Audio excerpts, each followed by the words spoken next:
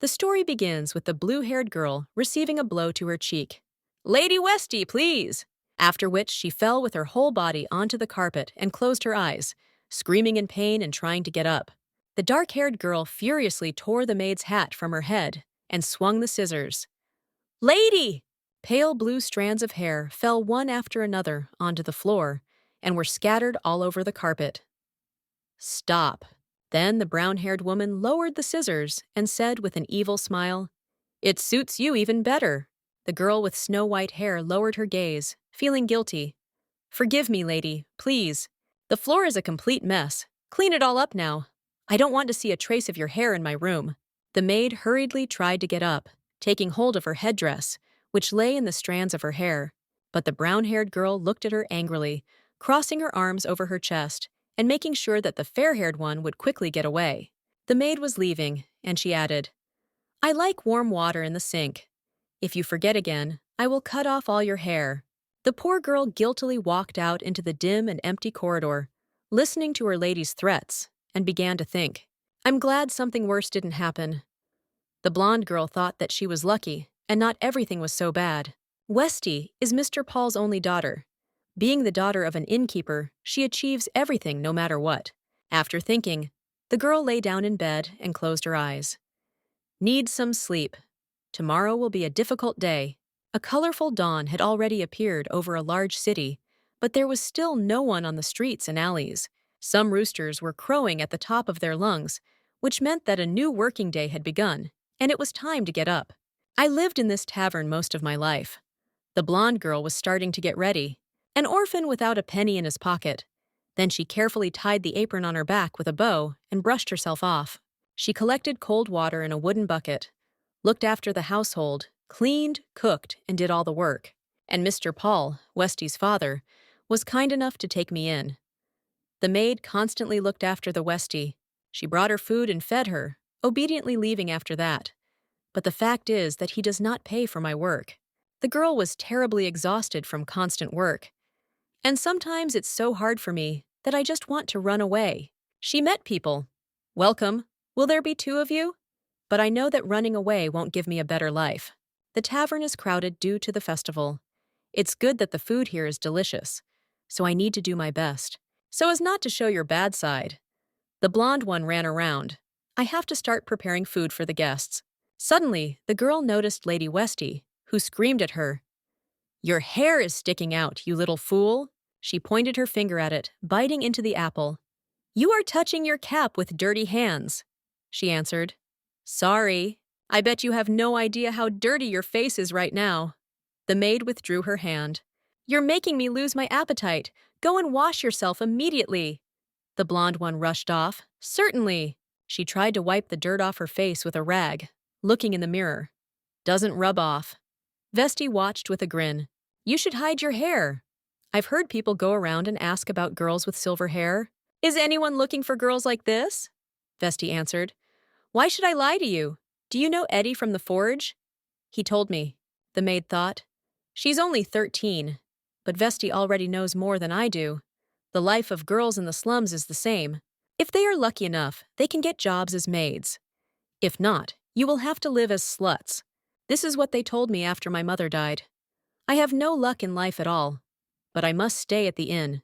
A pleasant and warm evening descended on the city. Lights were on in almost all the windows, and the street was empty. Meat counters. The maid approached one of them, noticing the woman, and called out, "Hello, Josephine." "Hello, Rin." She spoke. "I'll have pork legs as usual." "Again? Where does Paul spend his hard-earned money? Still hitting?" Rin answered. "Not as often as before, so it hits. I can't stand him, knowing how he treats you." Josephine held out the package. "I put in more than usual, sneak a snack when Paul is away." "Thank you." The girl was already getting ready to leave the counter, and thanked her again. "See you?" the saleswoman answered. "Take care of yourself." The saleswoman began to remember the old days, plunging into melancholy. She is an exact copy of her mother. Josephine then continued to reminisce. The smile never left her face while her mother was alive. But since her mother died, I haven't seen her smile anymore. Poor child. She watched her. A fair-haired girl walked with a basket between the counters, looking for something. Just then, someone called out to her, "Rin!" After she turned around and found no one, she felt someone tapping on her shoulder. Rin shouted, "Minos!" A radiant boy stood in front of her and waved his hand. "Hello! Running errands!" She answered. "Yes, we are out of food." The boy answered, "I rarely see you since you were at the inn." Minos suddenly handed her several sticks of meat. "Here, hold it!" The girl looked at him in surprise. "I can't. I need to get back before the floor comes looking for me." He answered, "This will take a minute. Eat a piece." "My poor hands. They're about to fall off. I wish someone would take these kebabs off my hands." Rin finally gave in and extended her hands to the boy. "Thank you, Minos." He carefully handed her the kebab. The red-haired boy began to laugh, looking at the girl. "Take more? I have plenty," Rin answered. "Okay, thank you. Sometimes I feel unhappy about my life. I'll treat you next time." The boy quickly refused. "I will work as a valet for the nobles," Rin said. "Won't we see each other?" "I won't be able to come often. I'll study.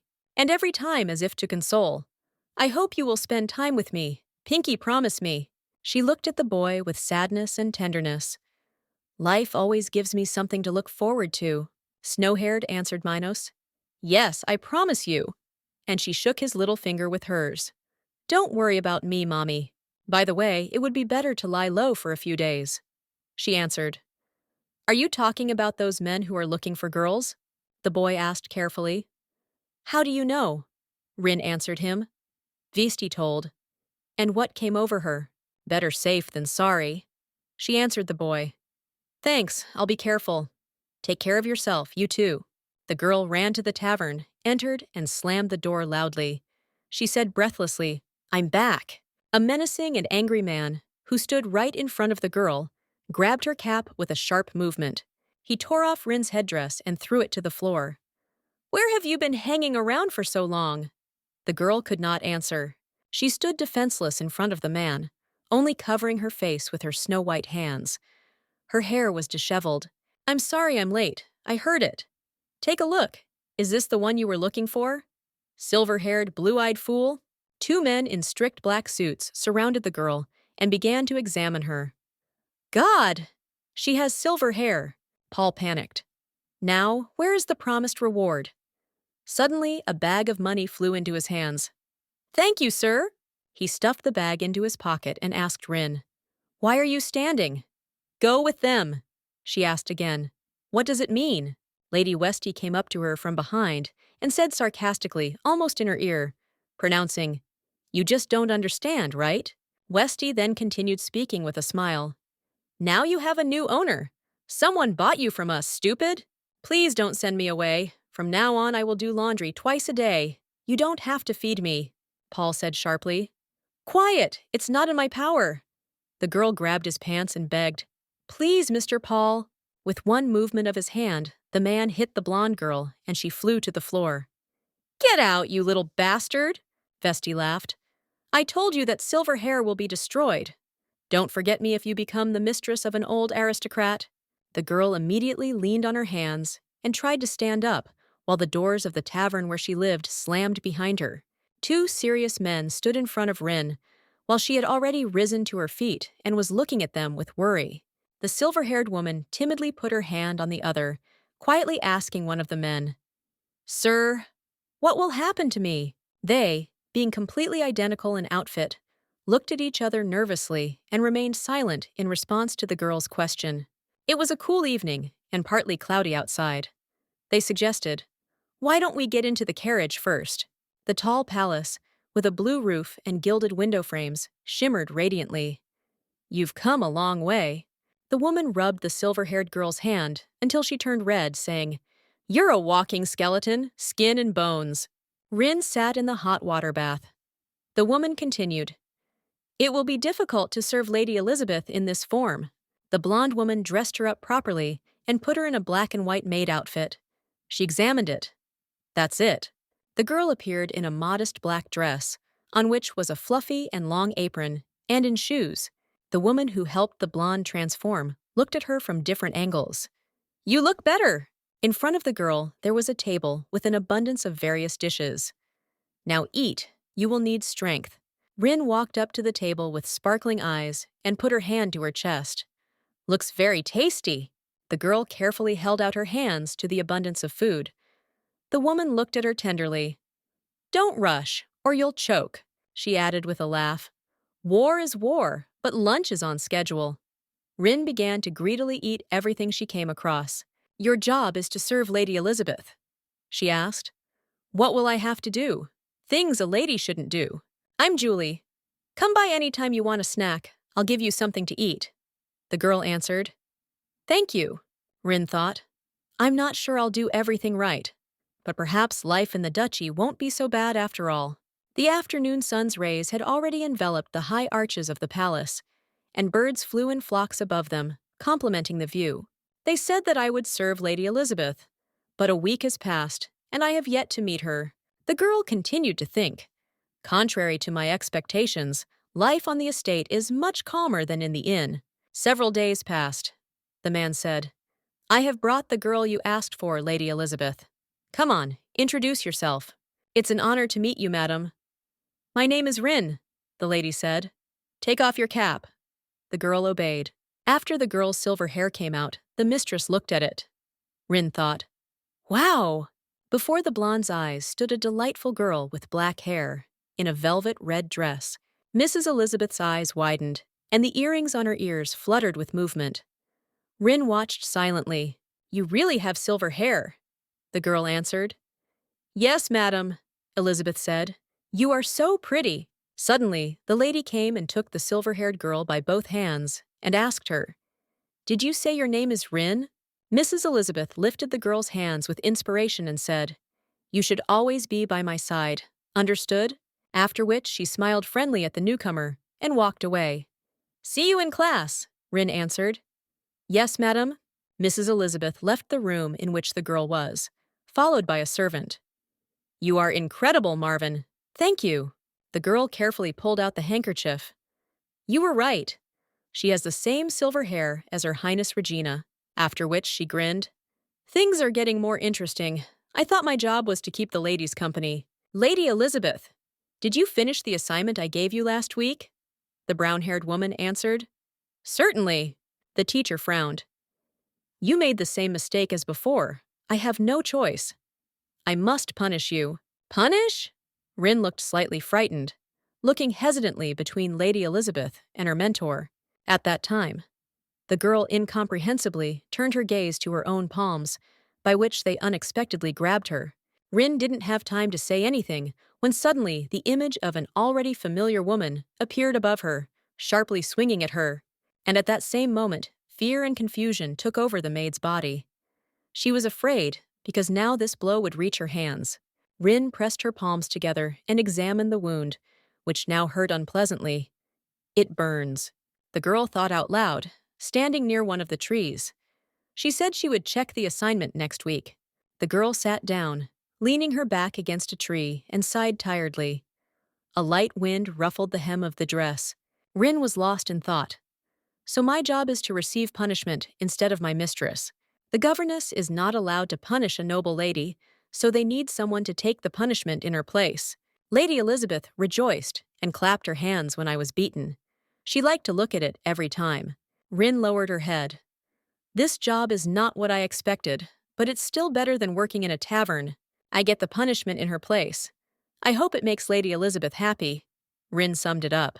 Suddenly, the leaves of the trees shook along with the grass. Who are you? It was heard in front of Rena from an unknown guest. The girl, rubbing her eye, raised her head and saw a dark-haired guy in a black tuxedo right in front of her. Because the sun was shining directly into her eyes, Rin could not clearly see the face of the guy who bothered her. The stranger leaned forward slightly towards Rin to press the blue handkerchief to her cheek. There's blood on your face. The stranger held the handkerchief to the girl's face. This is my secret place. I didn't expect anyone to doze here. Rin sat in admiration and thought that this is where she met this handsome boy. The god of beauty would be jealous if he saw him. Yes, that's how I first met young Mr. Martin. The heir to the duchy of Ereuput wiped drops of blood from the silver-haired girl's face as she sat on the grass. Understand what this feeling of sensation was? It's like butterflies in my stomach. The girl asked out loud what was wrong with her. It felt like she had fallen asleep, and the young man still stood in front of her. Rin quickly ran into the palace in the opposite direction from the guy. "Madam, I'm here. With your permission." The girl landed on the shiny floor in confusion and crossed her arms over her chest. "There's something wrong with my heart." The girl ran as fast as she could. She hadn't had time to catch her breath yet. "Have you been looking for me, Lady Elizabeth?" Elizabeth was unhappy. "Do you know how long I've been calling you?" And Rin tried to apologize. "I'm sorry." But before the maid had time to fully recover, she felt a deafening blow on her own cheek, after which Rin fell to the ground, supporting herself with her hands. Elizabeth looked at her. "Why are you in the clouds, girl?" "Sorry, madam." The maid bowed her head, avoiding Lady Elizabeth's gaze. "I've been serving the lady for about a month now. She has severe mood swings, and she is more temperamental than a Westie.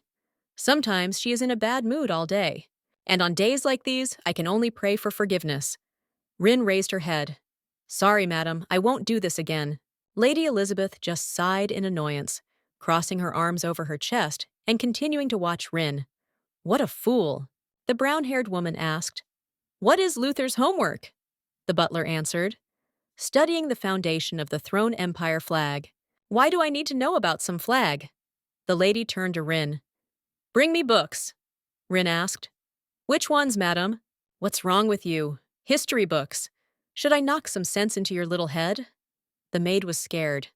"I'm already on my way. Lady Elizabeth was kind enough to teach me to read and write. Initially, I was very grateful, but now it became clear to me that there was actually a reason why she wanted me to be literate.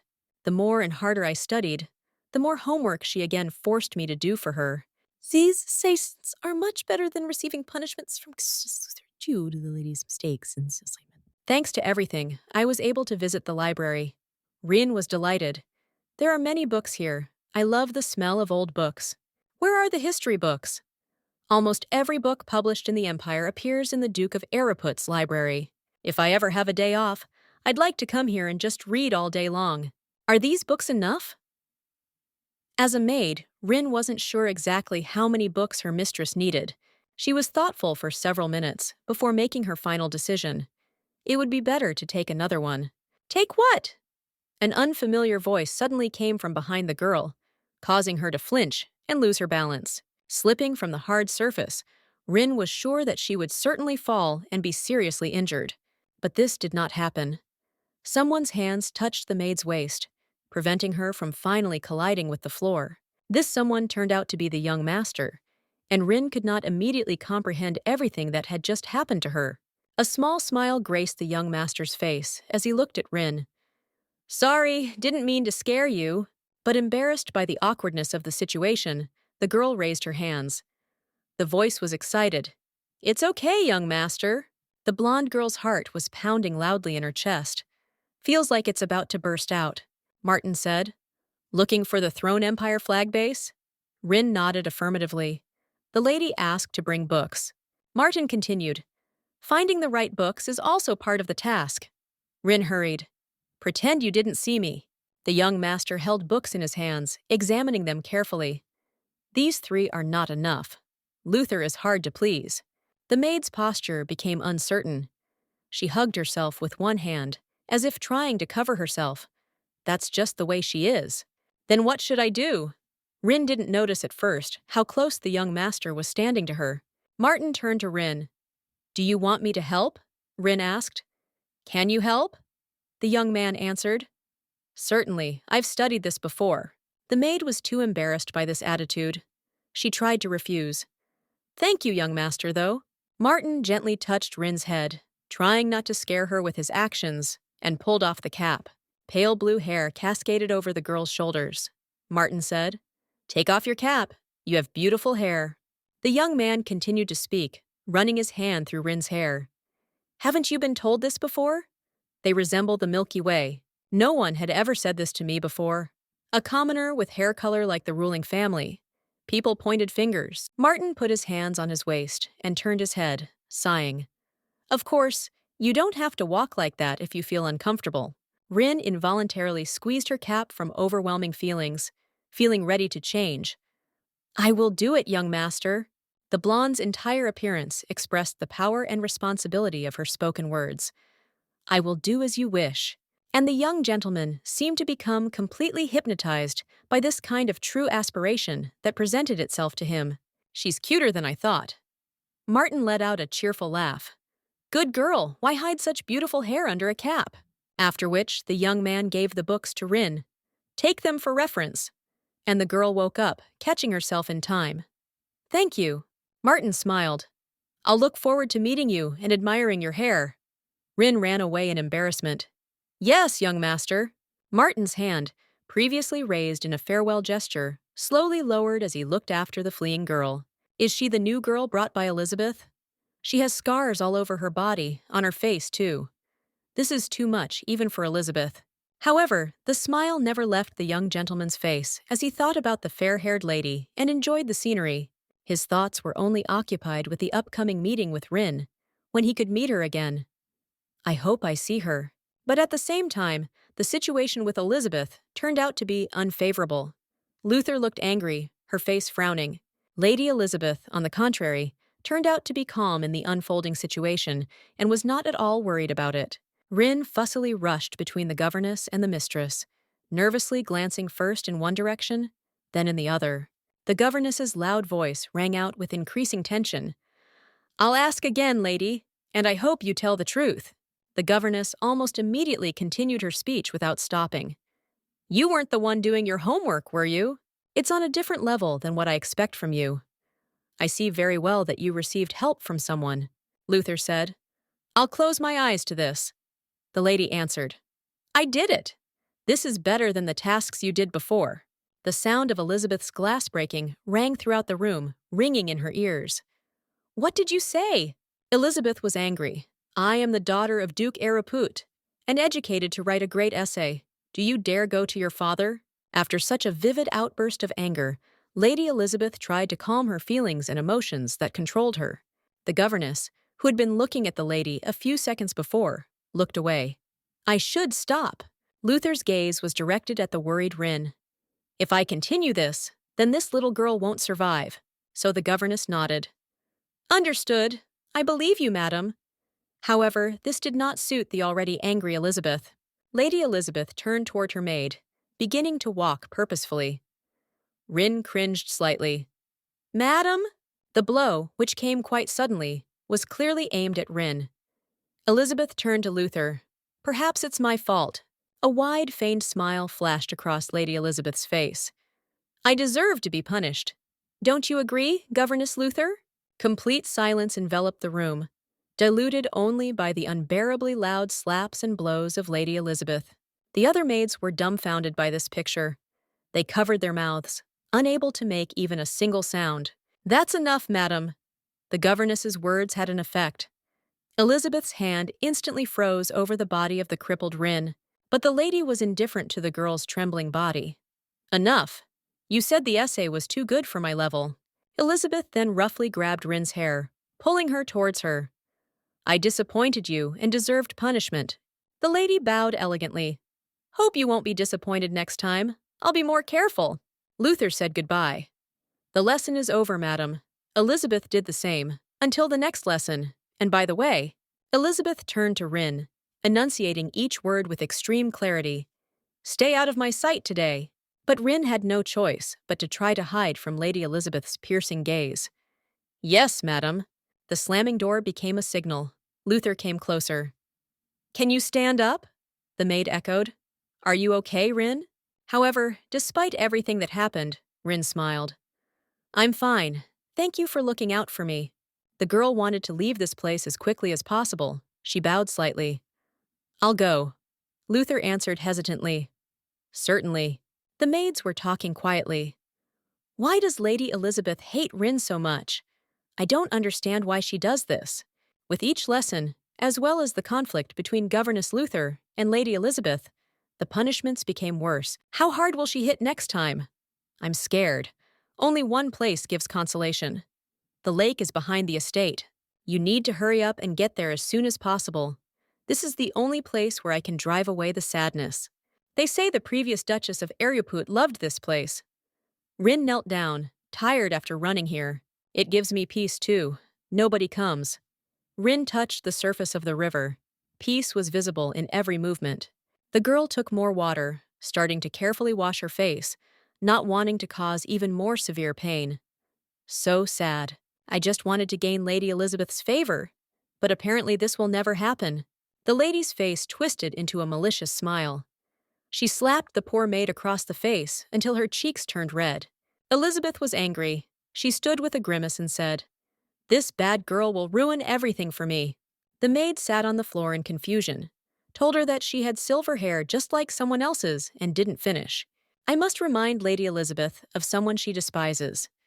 Maybe that's why she treats me this way. The gray-haired girl sat on the shore of the lake and cried. I thought, such thoughts cannot change anything. I will live the rest of my days like this. When I first came to the duchy, I had hope for a better life. The girl sat down under an open tree and hid her face in her knees, and sighed. How I hate all this. Suddenly it's unclear who said it. What exactly do you hate? The girl was confused, and I didn't understand what was happening. Look up, they said from somewhere above. The same stranger sat on the tree and said, Hello? Long time no see. Hello, young master, the maid said, looking him straight in the face. She was very taken aback by surprise. The young master approached her face, and he said, What's wrong with your face?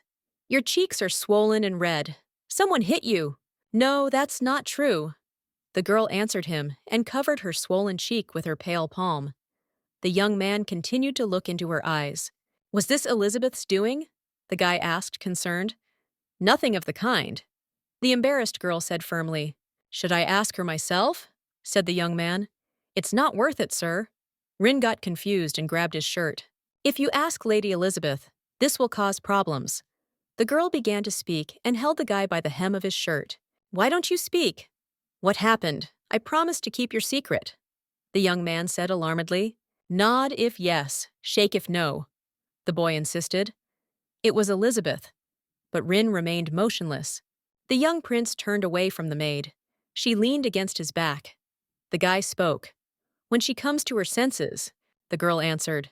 I'm really fine. If you talk, I'll be in big trouble. Understand?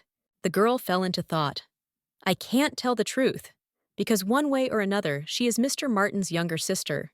Young Master Martin extended his hand with the candy to the maid. Here, I wish you would try this. Thank you, sir, Rin said. But that guy answered.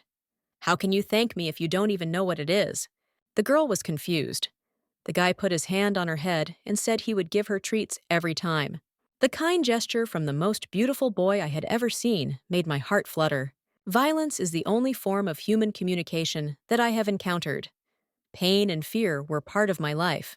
The young gentleman is the first and only person who treated me well after my mother's death. People were standing in the garden. The gentleman asked, You feel bad, your face is red. The girl responded to this. Everything is fine. You don't have a fever. The young master asked the maid and playfully approached her lips, confusing her. She pushed him away. No, it's okay. Is it true? Glad to hear. The handsome young man answered and looked away. The guy gave the girl a treat. What is this? She asked. This is chocolate, he explained. Try it. It's very tasty. The girl took a tasty morsel into her mouth. Her eyes sparkled with happiness. It was simply a wonderful treat. The guy smiled and said, You see, it's very tasty. But I have never tasted such deliciousness, Rin answered. Glad you liked it, the young master said, and patted Rin on the head. She thought. He strokes me again. I don't know if my heart is pounding so much because of the chocolate or because of the young master's beautiful smile, Rin thought. Martin leaned over and asked, Isn't it time for you to go? You've been here for quite a long time. The girl looked into his face and groaned. I'll go, young master. See you later, the girl said. And the gentleman remained standing and smiled good-naturedly at her. Perhaps I will be beaten again for this. Well, nothing. Because of this, I was able to spend time with the young government official, the girl thought. At that time, the guy remained standing in the garden under a tree. As soon as the girl disappeared, the smile disappeared from Martin's face. The gentleman clenched his fists in frustration and thought, "What a pity that I won't be able to see the beautiful Rin for a long time. Lady Elizabeth should still be in bed." Rin thought and tied a maid's scarf as she entered the palace. The maid opened the door to the room. Fortunately, Mrs. Elizabeth was still sleeping peacefully and snoring in bed. "It's my duty to make sure that my lady wakes up in a good mood. Otherwise, she will throw everything at me." The young lady wheezed in her sleep. "Water, water." The maid brought her a glass of water in bed and said, "Here, my lady." The Duchess took a glass of water and asked in surprise, "Where have you been?" She narrowed her eyes and paused, waiting for an answer. "I thought you would immediately follow me. You know how uncomfortable I was without you," said the dissatisfied lady. The young maid knew that this was a lie, because Miss Elizabeth was served by many other maids. "I saw Miruel follow her before I went into the garden. But I shouldn't make her angry," Rin thought. "Without revealing your thoughts," Rin answered. "Sorry, madam." Elizabeth narrowed her eyes and asked, "Where did you go?" "I was in the kitchen, my lady," the maid said. "For what?" the lady asked. "I asked you to prepare some snacks for you." "Snacks? Am I a pig just like you?" the lady grinned. To which the maid thought, "I should have known better. I know you love to enjoy quenelle, madam." "Okay, bring me some," Mrs. answered. "Hello, Rin. You came to get some snacks for the lady," the dear old lady asked the girl, who was sad. "Yes. Can you give me the quenelle I asked for earlier?" Rin asked. "I expected you to come for them." "Take it." The blonde old woman took out another one and handed it to the girl. "Here, this is for you," the maid answered. "Oh, it wasn't worth it." "Well, today wasn't that bad," the young maid said to the blonde cook with an ironic laugh. "You better get going before the lady gets angry again," the old lady said. "Thank you. See you later," gray-haired Rin answered. The old lady thought about it. Poor Rin. She is such a good and hard-working girl. Why does the lady treat her so badly? "It was better if I went with you," another maid insisted. "No, the lady told me to come alone," Rin answered. The maid thought, was there any reason to send me into the forest alone at such a late hour of the night? 30 minutes ago. The lady said that a guest who likes strawberries will arrive soon. Then she ordered me to go get strawberries. "I want you to go pick up the berries alone." "It's just such a task, isn't it?" Lady Elizabeth asked again. "We are expected to do this work in pairs. I'm sure everything will be fine if I hurry." The girl thought hopefully. "Who knows? Maybe I will run into the young master again, completely unexpectedly. However, I heard from other maids that Mr. Martin will soon go to the academy, which scares me," the maid thought. "Unfortunately, I won't be able to see him often anymore, and I heard rustling noises from behind the bushes. There is someone in the bushes. Could it be that there are wild animals there, as I was warned?" Rin thought. The girl sat down behind a bush and accidentally hiccuped. The rustling intensified. "No, someone save me!" she shouted. The sound of wheels was heard. A carriage was driving along the road. Beautiful, she was carried by dashing horses, their hard hooves clattering on the stones. A mustachioed man got out of the carriage, stole the horses, and asked the servants what happened. "Because the ungulates stopped." "My apologies, sir." A scream was heard from the forest, which scared the horses. One of the coachmen answered the mustachioed man. A handsome blue-eyed guy in a green suit opened the chariot door and asked the driver a question. "Scream, you say?" The voice of a blond young man came from the carriage. "Did we stop because of the screaming?" the coachman answered. He quickly broke off. But the young master was already preoccupied with the situation. "We're close to the duchy. I'm sure there are no dangerous wild animals here." However, it was at this moment that Rin, gripped by fear, could not move, feeling unbearable anxiety. Rin wanted to run away as quickly as possible, but her legs seemed to be rooted to the ground, not allowing her to move. The sounds became more frightening, but imagine Rin's surprise when, instead of the embodiment of her worries and fear, an ordinary deer appeared before her. It seems that the deer did not pay any attention to the frightened girl, only slightly tilting its head to the side. And although everything Rin had imagined was far behind her, she could not calm her rapid breathing.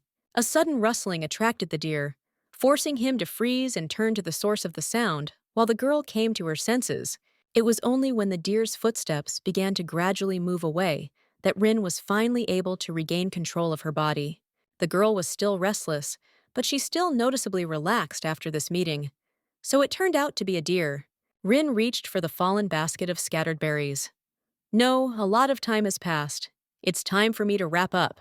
The head maid was pleasantly surprised when she saw the number of berries collected. You brought a whole basket! After which the maid smiled at Rin. Why don't you rest? The girl waved it off. I have to go see the lady. To which the maid was only surprised. How can her ladyship send you in the middle of the night? Rin didn't have time to answer. Two maids burst into the speaker's room, uttering words vying with each other. Rin, there you are! Our guest has arrived. The lady told everyone to be. Following this, Rin almost immediately hurried after the maids. Has he arrived yet? There was a quick answer. Change your clothes. All the maids present were neatly dressed. They bowed their heads and greeted the arriving guest. And the guest turned out to be that same fair-haired young man. Gracefulness was evident in his movements. Lord Hargreaves has arrived. As it turned out, it was the heir of Earl Hargreaves, Philip. He greeted. Long time no see, dear friend. Martin could only grin happily. And it's true. Lady Elizabeth hastened to hug her guest. Philip! Elizabeth complained. Why so long? I missed you. Philip just smiled warmly. Thanks for the greeting, Elizabeth. Then Elizabeth pulled away from Philip, elegantly taking hold of her dress. Let's go to the living room. One of the maids stood closer to Rin, leaning towards her and speaking in a whisper. You can immediately see why the lady likes him. The maid leaned even closer. He is the complete opposite of Martin, like day and night. Rin agreed. You're right. The young master exudes a gloomy aura due to his dark hair and ash-gray eyes. Lord Philip is bright and refreshing. The conversation was just beginning in the living room, Martin said. The trip must have been long, Philip denied. Don't worry. Elizabeth was upset. Didn't you miss me at all? Philip turned to her. I was looking forward to meeting you too. And at the same moment, Elizabeth brightened, pressing her fingers together. Just hearing this makes me happy. The maids standing nearby, who saw everything that was happening, were amazed. The lady never laughs like that in front of us. Philip turned his head, looking at the maids.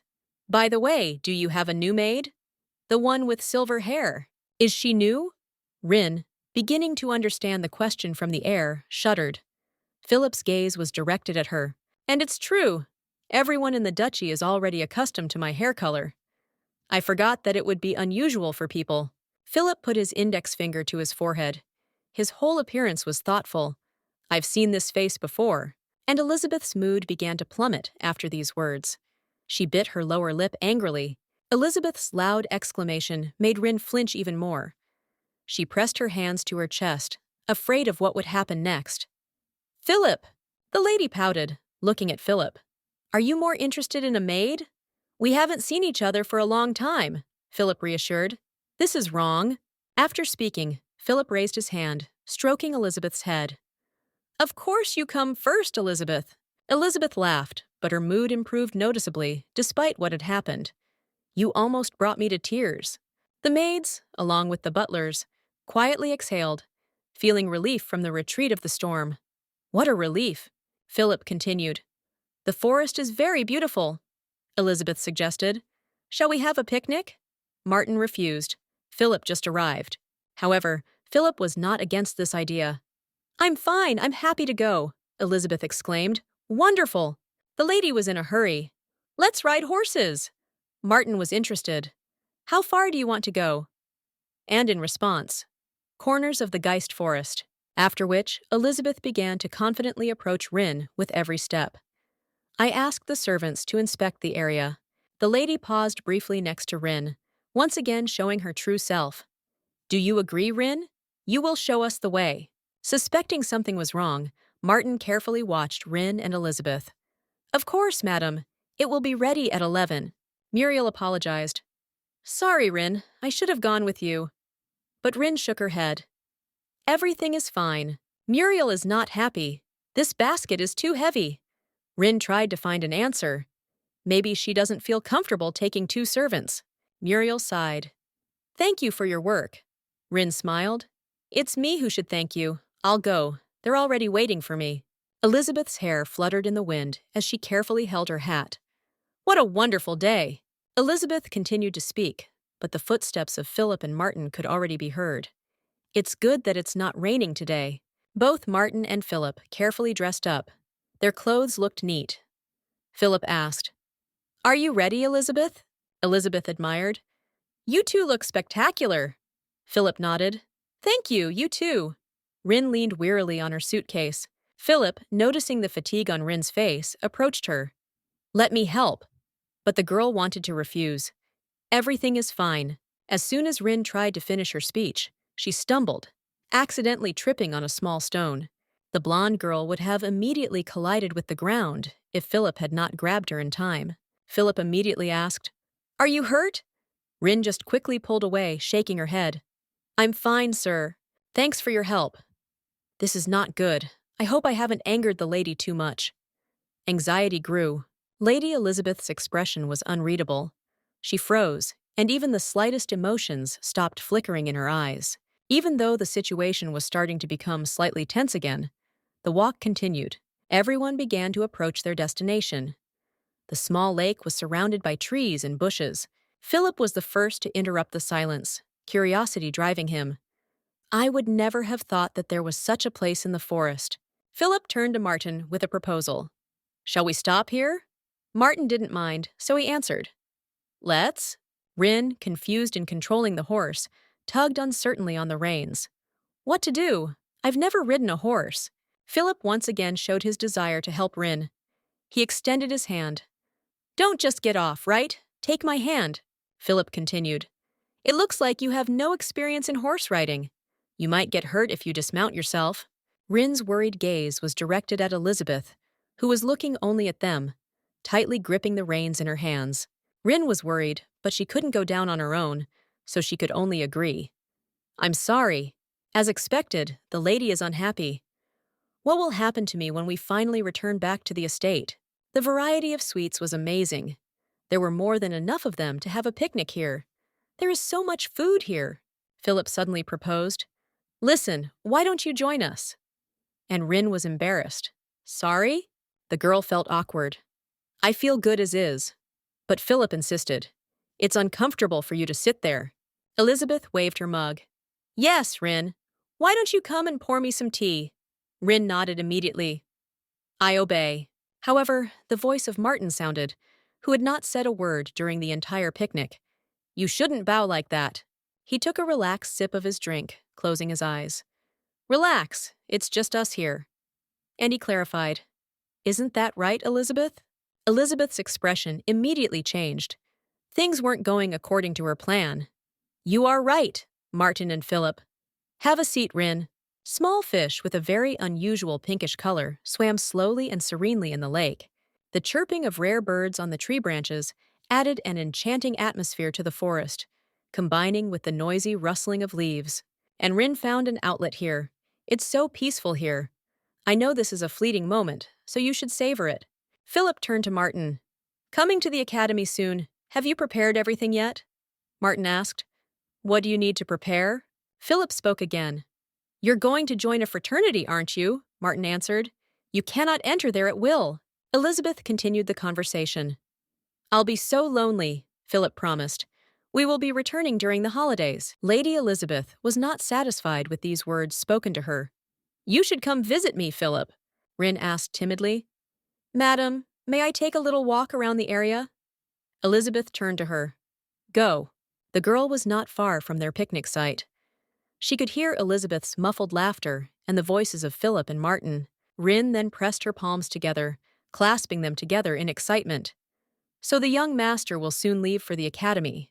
The Tron Imperial Academy is also a military school. They don't accept girls, so the gentleman goes there alone. My days at the manor used to be so long and tiring, and I had no one to turn to for help.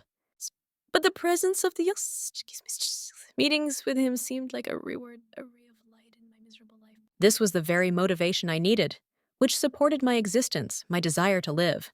Wanting to throw away all obsessive thoughts, Rin carefully dipped her feet into the cool water. You should come to your senses." The blonde girl raised her head as wild strawberry bushes came into view. She remembered Elizabeth's words. Philip will arrive very soon. He loves wild strawberries, so I want you to pick some. Can you do it, Rin? As Elizabeth's words continued to replay in Rin's head, she had already collected the required amount. That's enough. Rin was pleased with herself. I hope this pleases the lady. However, Elizabeth's voice was heard in the distance. Where are you, Rin? Rin hurried to answer. I'm here, lady. Elizabeth turned towards the girl's voice, looking very angry. Why you? Elizabeth found herself next to Rin. Are you testing your patience? Rin tried to apologize, but the lady interrupted. Damn it! Annoyed, Elizabeth was about to turn around when she suddenly caught her shoe on a stone, losing her balance. Lady Elizabeth was about to fall. She froze, not knowing how to prevent herself from falling. Beware! However, Rin pushed Elizabeth away at the last moment, ending up in the water instead. The collected berries could no longer be saved. Noticing Elizabeth's strange behavior, the girl stood up a little, calling out to her lady in concern. Madam! Rin approached Elizabeth, inspecting her dress for integrity. It's good that you didn't fall into the water. Elizabeth didn't appreciate Rin's caring behavior. She grabbed her by the hair with a sharp movement, pulling her towards her. It's all because of you. How many more times do I have to punish you to finally set this brain right? Elizabeth would have obviously continued to talk, but someone's call distracted her. What happened, Elizabeth? Martin and Philip looked truly excited as they approached Rin and Elizabeth. We heard loud noises. The main question that worried Martin and Philip hung in the air. Elizabeth had her back to them. What's going on here? Elizabeth let go of Rin's hair, choosing instead to tug at her collar. She said in a sweet voice, Expensive. However, the sweet voice did not match the angry expression on Elizabeth's face when she said this. Are you okay, Rin? Are you okay? Elizabeth was interested, putting on a sweet smile on her once dissatisfied face. Yes, madame. I'm fine, Rin said timidly, looking at her mistress, who had changed due to the appearance of the guys. Elizabeth held out a graceful hand and helped Rin rise from the grass back to her feet. Concerned, Philip, who came up with Martin, asked, Did you fall into the stream? Did you get hurt? Rin answered. Everything is fine. You need to be dried off, Philip continued. Elizabeth watched this scene jealously. Rin assured, There is no need for this. I felt dizzy. Elizabeth began her acting career. Philip said, Is it true? You can lean on me. Can? The lady asked again embarrassedly. Apparently I twisted my ankle when I tripped. Only then did young Master Martin's eyes notice the maid's red and slightly swollen leg. I think it's time for us to go back, Martin suddenly suggested, while everyone was perplexed by this decision, especially his sister. Everything is not going as I planned, all because of this stupid girl. Elizabeth was getting angrier every second. I'll pack my things, Rin said and walked towards the blanket, nervously adjusting the sleeve on her wrist. Let's untie the horses. The guys talked to each other while the young mistress bit the tip of her finger, hiding her irritation. Elizabeth could not stand it, and her teeth ground with anger as soon as the maid appeared in front of her. You! Elizabeth squeezed out, causing Rin to flinch in fear, looking up at her mistress. I wanted to spend more time with Philip, and you ruined everything. Just wait until we get home. She's angrier than before, Rin thought, and the guys were already leading their horses in their direction, discussing what they would do when they returned home. Rin asked politely, Lord Philip, would you please escort Lady Elizabeth? Philip replied. Of course, come with me. Hearing this, Lady Elizabeth's face began to shine again, and the anger disappeared, replaced by a light blush. Good job, Rin. Elizabeth spoke quietly to the maid and patted her on the shoulder as a sign of gratitude. Philip said, Take your time, you don't want to get hurt. Elizabeth responded to his request with a giggle. I'll be careful. Hopefully this is enough to keep you out of trouble, Rin thought as she rubbed her wrists again. Martin suddenly suggested. Get in, Rin asked again, thinking that she had imagined it. Sorry, Martin explained. You won't be able to go back to the mansion in this condition. Will you come with me? Rin instantly turned pink at the suggestion. But I can't do it. The lady urged her on, sitting on a horse behind Philip. Come on already. Are you going to make us wait? Rin's heart was beating loudly, almost jumping out of her chest. I obey, madam. The girl agreed so as not to anger her. Finally, when everyone sat down, the horses moved and headed towards the mansion. Rin sat in front of Martin as the wind gently stroked her face and ruffled her silver hair. Not knowing where to put her hands, Rin pressed them to her chest while her cheeks continued to burn with embarrassment. Turning his head back, the azure eyes dared to look at the young master in the saddle. His jet-black hair was slightly disheveled due to the wind, but not a single muscle on his face was tense. As the horse ran, Rin's back occasionally touched the young master's chest, and Rin felt his breath tickle her ear. Was it from the breath on her body, or from the warmth of his body? Feeling like your heart is about to jump out of your chest, Rin thought, trying to calm herself down. Finally, the day has come to an end. Rin rejoiced, finally taking off her apron after a hard day. I'm so tired. We started working more when the guest arrived. It's easier for us maids. The servants were talking among themselves. That's right. Cooks work tirelessly. Who wants to try the blueberry cinnamon pie I stole earlier? I'm so glad the day is finally over, Rin thought, as she untied the apron behind her back, when suddenly someone grabbed her shoulder, bringing her out of her thoughts. I've been waiting for you, Rin.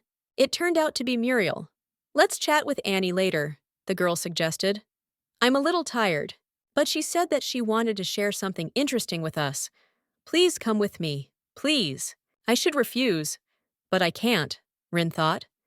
Muriel always tries to save me, she answered, only for a short time.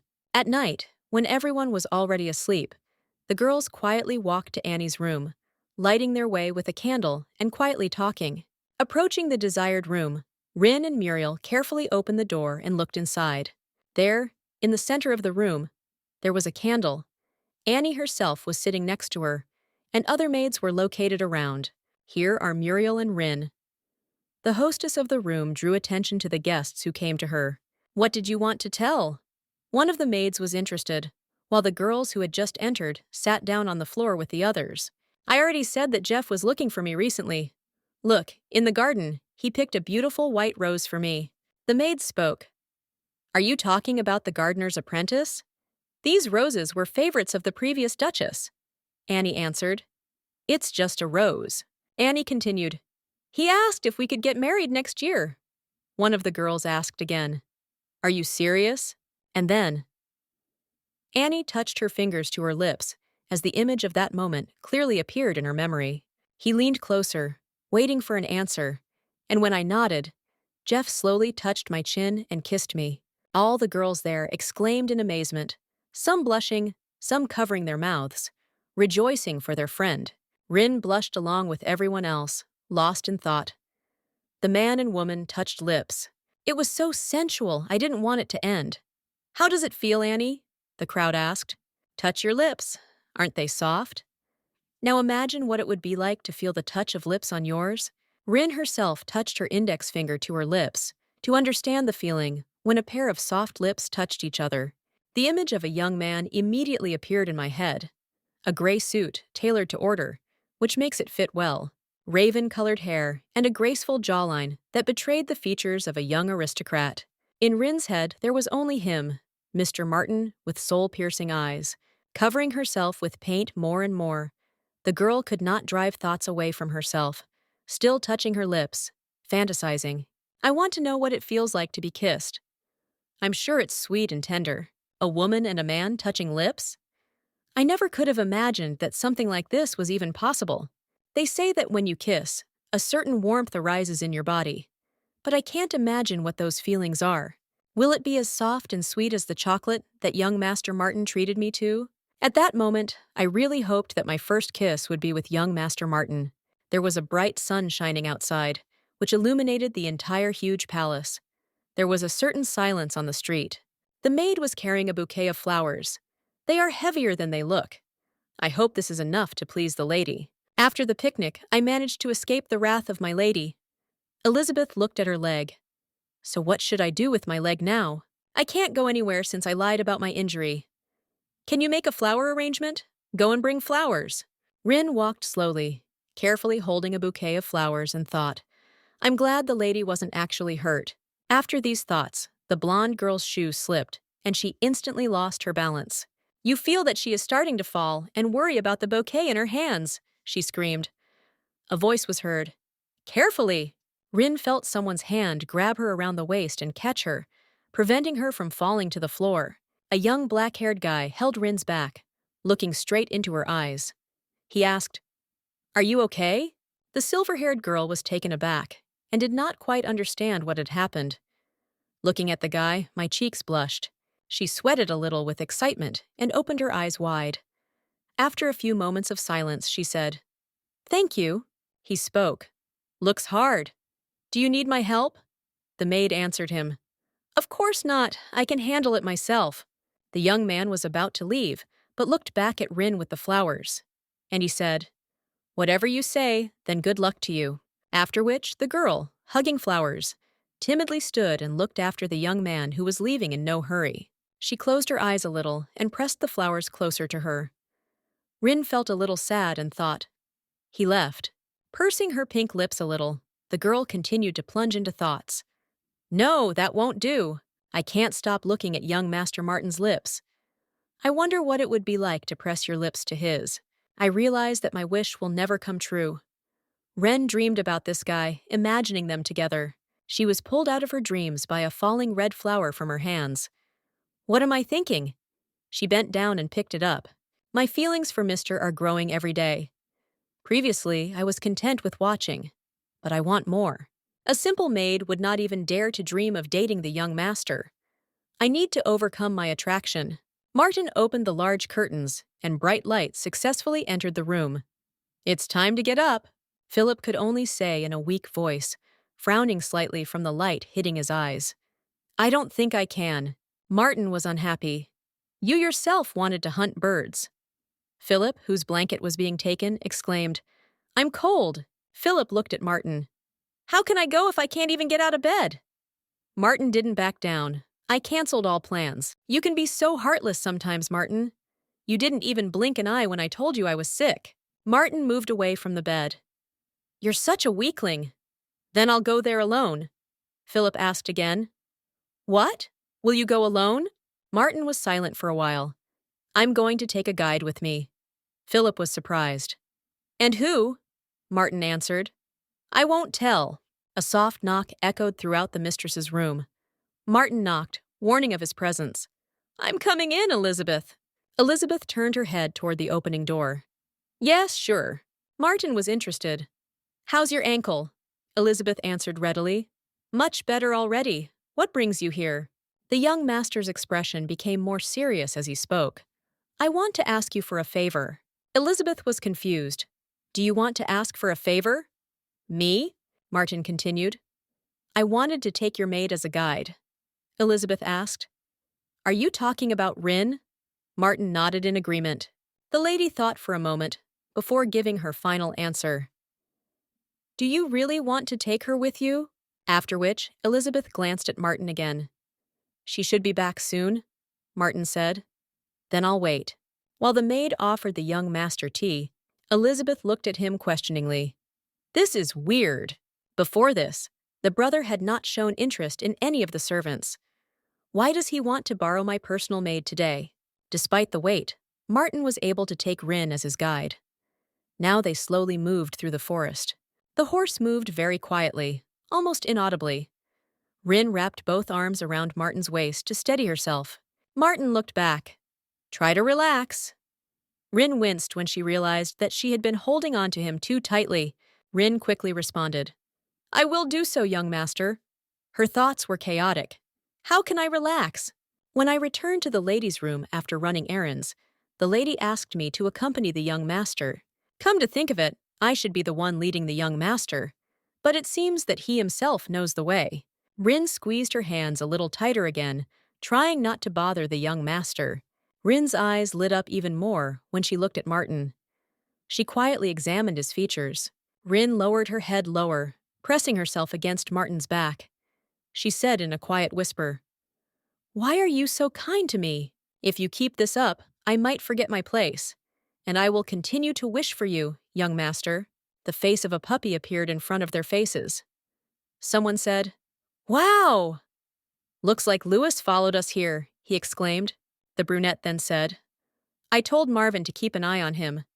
The blonde knelt down next to the dog. But then the boy stroked the dog and said, smiling, "I think he wanted to join us since he missed the picnic." "Good dog," the brunette said, continuing to stand next to the pet. The girl looked back at them, laughing. "What should I do now, sir?" she asked. "You can watch my hunt or take a walk," the boy said. The girl was about to ask again, but the brunette interrupted her. "Get some rest." And then he loaded the gun. The boy turned around and walked away, only throwing him from behind. "I know Elizabeth doesn't give you a break. Let's go, Louis," the brunette said, calling the affectionate dog to him. The girl froze in place in surprise. She answered, "Thank you, sir, and I thought about it. It's a pity I can't ask why he treats me so well, but I'm in no position to ask." The girl understood, looking at the back of the departing gentleman. Then a snow-white bird appeared before the eyes of a certain person. It sparkled brightly, as if reflecting the rays of the sun. The boy aimed at her, bringing the gun closer to himself. He squatted down, hoping for the perfect result. At that moment, it was as if he saw nothing but snow-white feathers. No bright rays of the sun, no clouds behind them. Then, after a few moments, the boy opened his other eye. The light also illuminated his crystal blue eyes. "I know I have to take my feelings to the grave," the girl thought, looking at the high castle and the area around. Inside that castle sat a lonely lady. Her hair was dark, long and wavy, and her face was stern. The girl lowered her gaze and whispered, "For the life of me, I can't understand what's going on in my brother's head. The elder brother never showed any interest in the household staff, and he showed no interest in me either." She thought, "Why did he ask about this girl?" Then she remembered his words. "Looks like your maid is finding her way around the forest." But someone's voice pulled her out of her thoughts, asking carefully, "Would you like another cup of tea, madam? We have a lot of employees." The brunette thought while she drank another mug of tea. She closed her blue eyes. "But there is a reason why I looked everywhere for a girl like Rin." She saw her reflection in the tea. She personifies the image of the most revered woman of the empire. Regina, the only heir to the throne. She thought, "My father always compared me to Regina." She thought, remembering how he screamed, "Why can't you do anything?" The father screamed, "Looks like you haven't learned anything. All you do is go around and torment the servants. You will never reach the same level as Her Highness," he shouted. "The princess seems perfect, and she will become the first empress of the empire." The girl thought, remembering how she envied her at the balls. "I get upset thinking about it," the girl reasoned, frowning. There was a knock on the door, and she said, "You can come in." It was a maid who had bright green eyes. She awkwardly addressed her mistress, opening the door slightly. "Lord Philip asks if you would like to join him for tea." The maid asked, and the lady asked again. "Great. I almost died of boredom," the blue-eyed lady exclaimed, greatly rejoicing. She jumped out of bed. She then exhaled heavily as she said, "If I had known, I would have prepared in the morning." The maid wanted to object. "What should I answer to the Lord?" she asked, and the lady answered indignantly. "That I agreed. Don't you see what I'm going to do?" "Don't stand there. Go and pass on my message," the brunette exclaimed, and the maid answered in fear, "Yes, madam." But then a wounded bird appeared before the eyes of a certain person. She was already dead and covered in blood. The blonde leaned over the poor bird, her blue eyes wide open in horror. Behind him stood a brunette and a dog. She thought about it. What beautiful feathers she has. Why did the gentleman shoot her if she was not intended for food? "Why are you looking at the bird like that? Do you feel sorry for her?" the boy asked. The blonde answered with a stutter, "That's not the point." Then the girl calmly asked the brunette, "What should we do with her now, sir?" He looked away indifferently. "Can I bury her?" the maid asked, turning her gaze to the joyful Louis.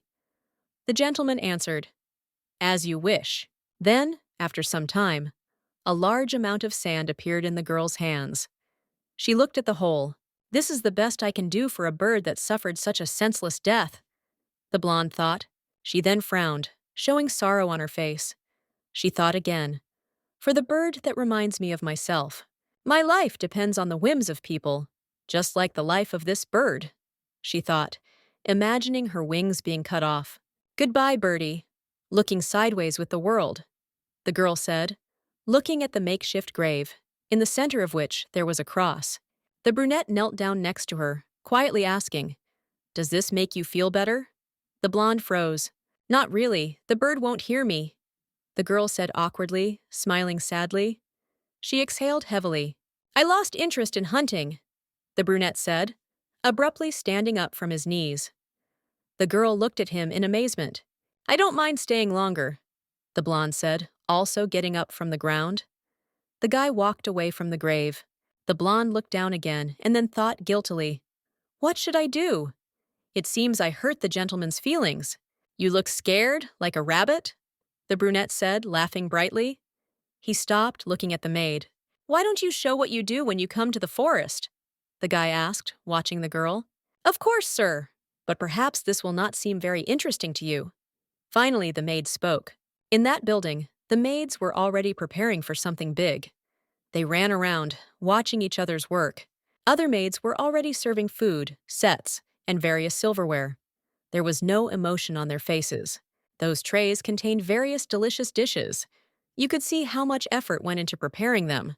There was everything, from small snacks to full-fledged juicy dishes. It might even seem as if they were sparkling. "This was preparing for the feast," the man said.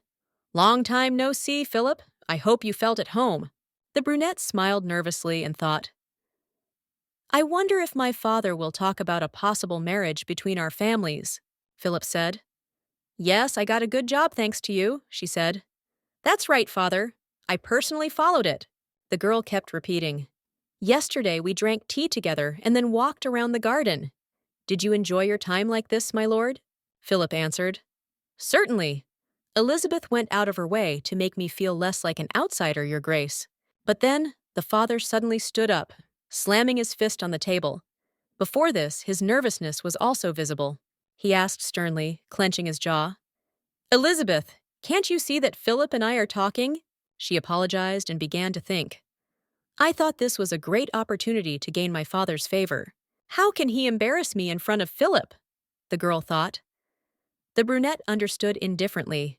The father is in control. Marriages of convenience are used for profit, but there are also betrayals. But the House of Ereuput and Hargreaves are exceptions. Allies for generations, they continue to share similar political views, and they support each other with all their might. The entire empire knew about the relationship between the two great noble families. "How do you like it here?" the Duke asked, and Philip answered, "It's like my second home, your grace." There was silence.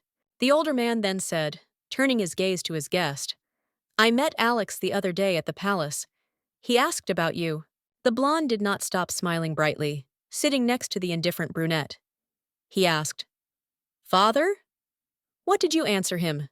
The Duke replied, "I told him you're having a good time here. By the way, did you two go hunting yesterday?" "Philip wasn't feeling well, so I went alone," the brunette said, interrupting the other boy. The man froze. "What a shame. Are you feeling better?" the older man asked, and Philip answered, "The rest has done me good, your grace." "So you went hunting alone, Martin? How did it go?" the father asked, and the son said, "It wasn't all that bad. I was able to move more freely through the forest," Martin said. The girl listened carefully to their dialogue. She then narrowed her eyes as she continued to eat. The girl thought, "Liar! You were with Lynn. He's lying." The girl thought, while listening to the dialogue, "Martin knows full well that my father will be angry if I join the conversation. There is a big difference in the way my father communicates with me and my brother. I've always been on the sidelines." The girl remembered. "Mom died after I was born. He blames me for her death, but the situation is getting out of control," she thought. During her birth, her father did not even pay attention to her. He only shouted, begging the woman to open her eyes and wake up. "My father never hugged me. Never." The girl remembered. He avoided her even when the girl was a baby. "He doesn't humiliate me in front of others, but he always turns away from her. Didn't even look him in the eye," she thought. She remembered his cold and distant gaze from his icy eyes, which she tried so hard to catch. But I know the truth. The girl reasoned every time she looked at him. Her eyes were exactly the same as her father's. I know that my father despises me. At first, I developed things to get his attention, the girl remembered. But he didn't care. Servants approached her, speaking. My apologies, Your Grace. Why did you throw the glass? But my father never paid attention to me, no matter what thing I broke. He never got distracted, she remembered. This gave rise to anger. Each time she was incredibly angry, biting her lips until they bled, looking at her indifferent face. I got to things that are not easy to break. She clutched the glass in her hands, ignoring the pain. She remembered. But then, after some time, a butler came into their hall and awkwardly opened the huge doors. What's happened? The elderly man asked. The butler began to whisper something in his ear, and he listened attentively. The man said, I have urgent matters to take care of. Enjoy your lunch. The children answered, Certainly. I'm nervous in front of your father, Philip said, and Martin answered. Understand? He asked. Elizabeth, has the maid left? The girl asked. Who do you mean? The boy said. Silver-haired girl, you brought her to the picnic. Elizabeth replied happily, clutching her dress. You're talking about Lynn. Martin took her hunting and I gave her the day off, Philip replied. So, what kind of conductor is this? What did you catch today, Martin? He said. I haven't been hunting that long. What did you do then? The blonde asked. And Martin remembered her words. This is one of my favorite berries, but it is sour. You seem to have a good understanding of plants, Martin answered, sitting on his knees near the berry bushes next to Lynn. The girl then brought the flower to her mouth, smiling softly. She said, My mother taught me when she was alive. Sorry, I must have bored you with my stories. The girl hastily apologized, but the guy froze. This is wrong. I'd like to listen to more, the man said, watching the snow-white flower bloom. The brunette smiled softly at these memories. Finally, his indifference gave way to new emotions. The boy crossed his arms, placing his elbows on the table. He answered, closing his eyes. I found something more interesting, Philip asked interestedly. So what? Tell me. But Martin firmly cut off. It's a secret. The girl was surprised. Why is Martin smiling? The brunette thought, carefully watching the actions of her cute brother. My father and brother are getting on my nerves, the girl thought. And after some time, the box fell to the floor. What? What's the matter? What's Lynn doing there? The maids whispered behind the back of the blonde, who was trembling with fear. I'm telling you the truth, my lady, the blonde repeated, stuttering. The other maids whispered, not understanding the situation. It wasn't me. The girl continued to repeat. Others behind bowed their heads, as if they were afraid of something. Stop lying! You were the last one to touch the necklace, my lady said, showing me the jewelry box. The blonde continued to repeat in fear, opening her blue eyes wide. I have nothing to do with this, she thought. I put the necklace right after the picnic. Where did it go? She remembered the beautiful decoration. Muriel, you live with Lynn, right? Milady asked, and the green-eyed girl answered fearfully. Right. Take me to the room. I want to check it myself, she said, and the maids answered. You need permission from the head maid. But then, just moments later, a box flew at the maid. The girl tried to recoil. The brunette smiled nastily as she asked, Do I need to ask permission from a common maid? Shut up and take me away. And then many other maids appeared before their eyes, talking pleasantly about something as they moved on. Isn't this Lady Elizabeth? What is she doing here? The maids whispered when they saw Milady at the door. Looks like someone did something wrong. What brought her to the maids' quarters? The girls whispered, and the brunette walked on. But then the blue-eyed girl opened the door wide. Without even waiting for permission to enter, she slammed loudly. Who opened the door? Lady Elizabeth? Two girls shouted as they changed clothes. They looked ahead in amazement. This is not our room, Lady Elizabeth, the girl behind her screamed. The brunette frowned, and her eyes seemed to sparkle. I didn't do this, my lady, Lynn screamed again, looking at the various things in the two poor girls' room. Then the girl's gaze fell on the hangers behind her. She looked at everyone, every little detail in the rooms. Please calm down, my lady, the maid repeated, trying to calm the brunette, who was already shaking. "Leave me alone!" Milady screamed, pushing the maid away from her. Out of surprise, the girl fell to the floor. But then the brunette grabbed the servant girl with green eyes by the throat, and she begged, "Madam, please let me go. Tell me the truth. Where is this thief's room?" The brunette screamed, squeezing the poor girl's throat tighter. But suddenly, a certain woman came into their hall. She hurriedly approached them, asking menacingly, "What's happening? The maid stole the necklace?" One maid asked and the other answered. She caused a scandal in the maids' quarters. "Who is the criminal?" The head maid asked. Having received an answer, she said, "Lynn sharing a room with Muriel?" She thought, "For a servant to steal is a terrible crime. But Lynn is hard-working. She wouldn't do that. They say good things about her. She takes on difficult assignments without complaint." She remembered, and the maid said, "This is a misunderstanding." The head maid answered, "Our opinion won't change anything. It is difficult to distinguish a thief from an honest person." Then, the older woman said, "As for fairness, the staff has no right to vote against the owners." And then the girl was grabbed by her snow-white hair, which even now seemed to sparkle. She screamed heart-rendingly. Lynn, on her knees, twaddled again. "Please believe me, my lady, I really didn't steal your necklace." And then the head maid ran into the hall and demanded, "Milady, let go of her hair." The maids froze. The brunette asked in confusion, "Have you now told me what to do?" Her gaze was cold and her voice stern. The girl said, "Being the head maid for so long has turned your head." The woman froze. She thought about it. If her ladyship were still alive and surrounded Lady Elizabeth with love and attention, then my lady would not have become like that. She might not have enjoyed being bullied. The maid reasoned. The woman reasoned. Wouldn't be a maid's nightmare. She may be the source of fear, and she herself has become the one she fears. "If you did your job, the maids wouldn't touch my things," she insisted, releasing Lynn. "So, my lady, are you sure that the necklace was stolen?"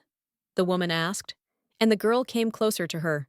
The brunette frowned, and then asked displeasedly, as if baring her teeth, "Are you saying that I'm a liar?" Then the maid rubbed her chin, as if thinking. She said, "Of course, theft is a serious crime. I have no choice but to report this to his lordship. He will punish the culprit," she said, and my lady was stunned. The brunette clenched her fists, thinking about the consequences. "Then my father will kick Lynn out and despise me even more." "I don't think this will be necessary," the brunette cut off sharply, watching the blonde, who was choking in tears. The maid asked in surprise. "What should I do?" she answered. "Lock her in the east room until she repents."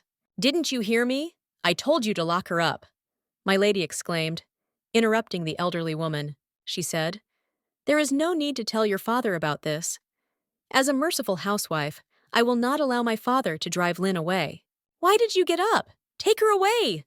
the brunette exclaimed, and the maid grabbed the blonde's hand. She exclaimed, "What?" She screamed again. "But I didn't steal the necklace. Why doesn't anyone believe me?" The maid answered, "I'll take Lynn myself." And then the screams ended. A dusty, empty room appeared before the blonde's eyes. The maid opened the door. The girl tried to hide her trembling. Her hair was disheveled, and Lynn was lost in thought. "I don't understand why this happens." The elderly woman said one last thing. "Sorry, Lynn, that's all I can do." The girl began to cry again. "But it really wasn't me!" the blonde screamed, grabbing onto the maid who hurried away from her. The woman stroked her and said, "I know we understand that you are innocent. Let's wait and see what happens next," the maid said as her eyes sparkled. "I'm sure my lady will come to her senses soon." She tried to force a smile. She kept saying, "I'll come to you." Lynn thanked her, but was interrupted. "I'm sure you're hurt, but the worst is over." And then the wooden door closed. There was no trace left of the warm hands of the elderly woman. Just a dusty room. Lynn sat on the floor, thinking. I was upset, but relieved because they thought I was innocent. Muriel would bring me embroidery to pass the time. "It's nice to spend your days away from my lady," she thought. A few days later, the head maid came to pick me up. The girl remembered the bright light and words.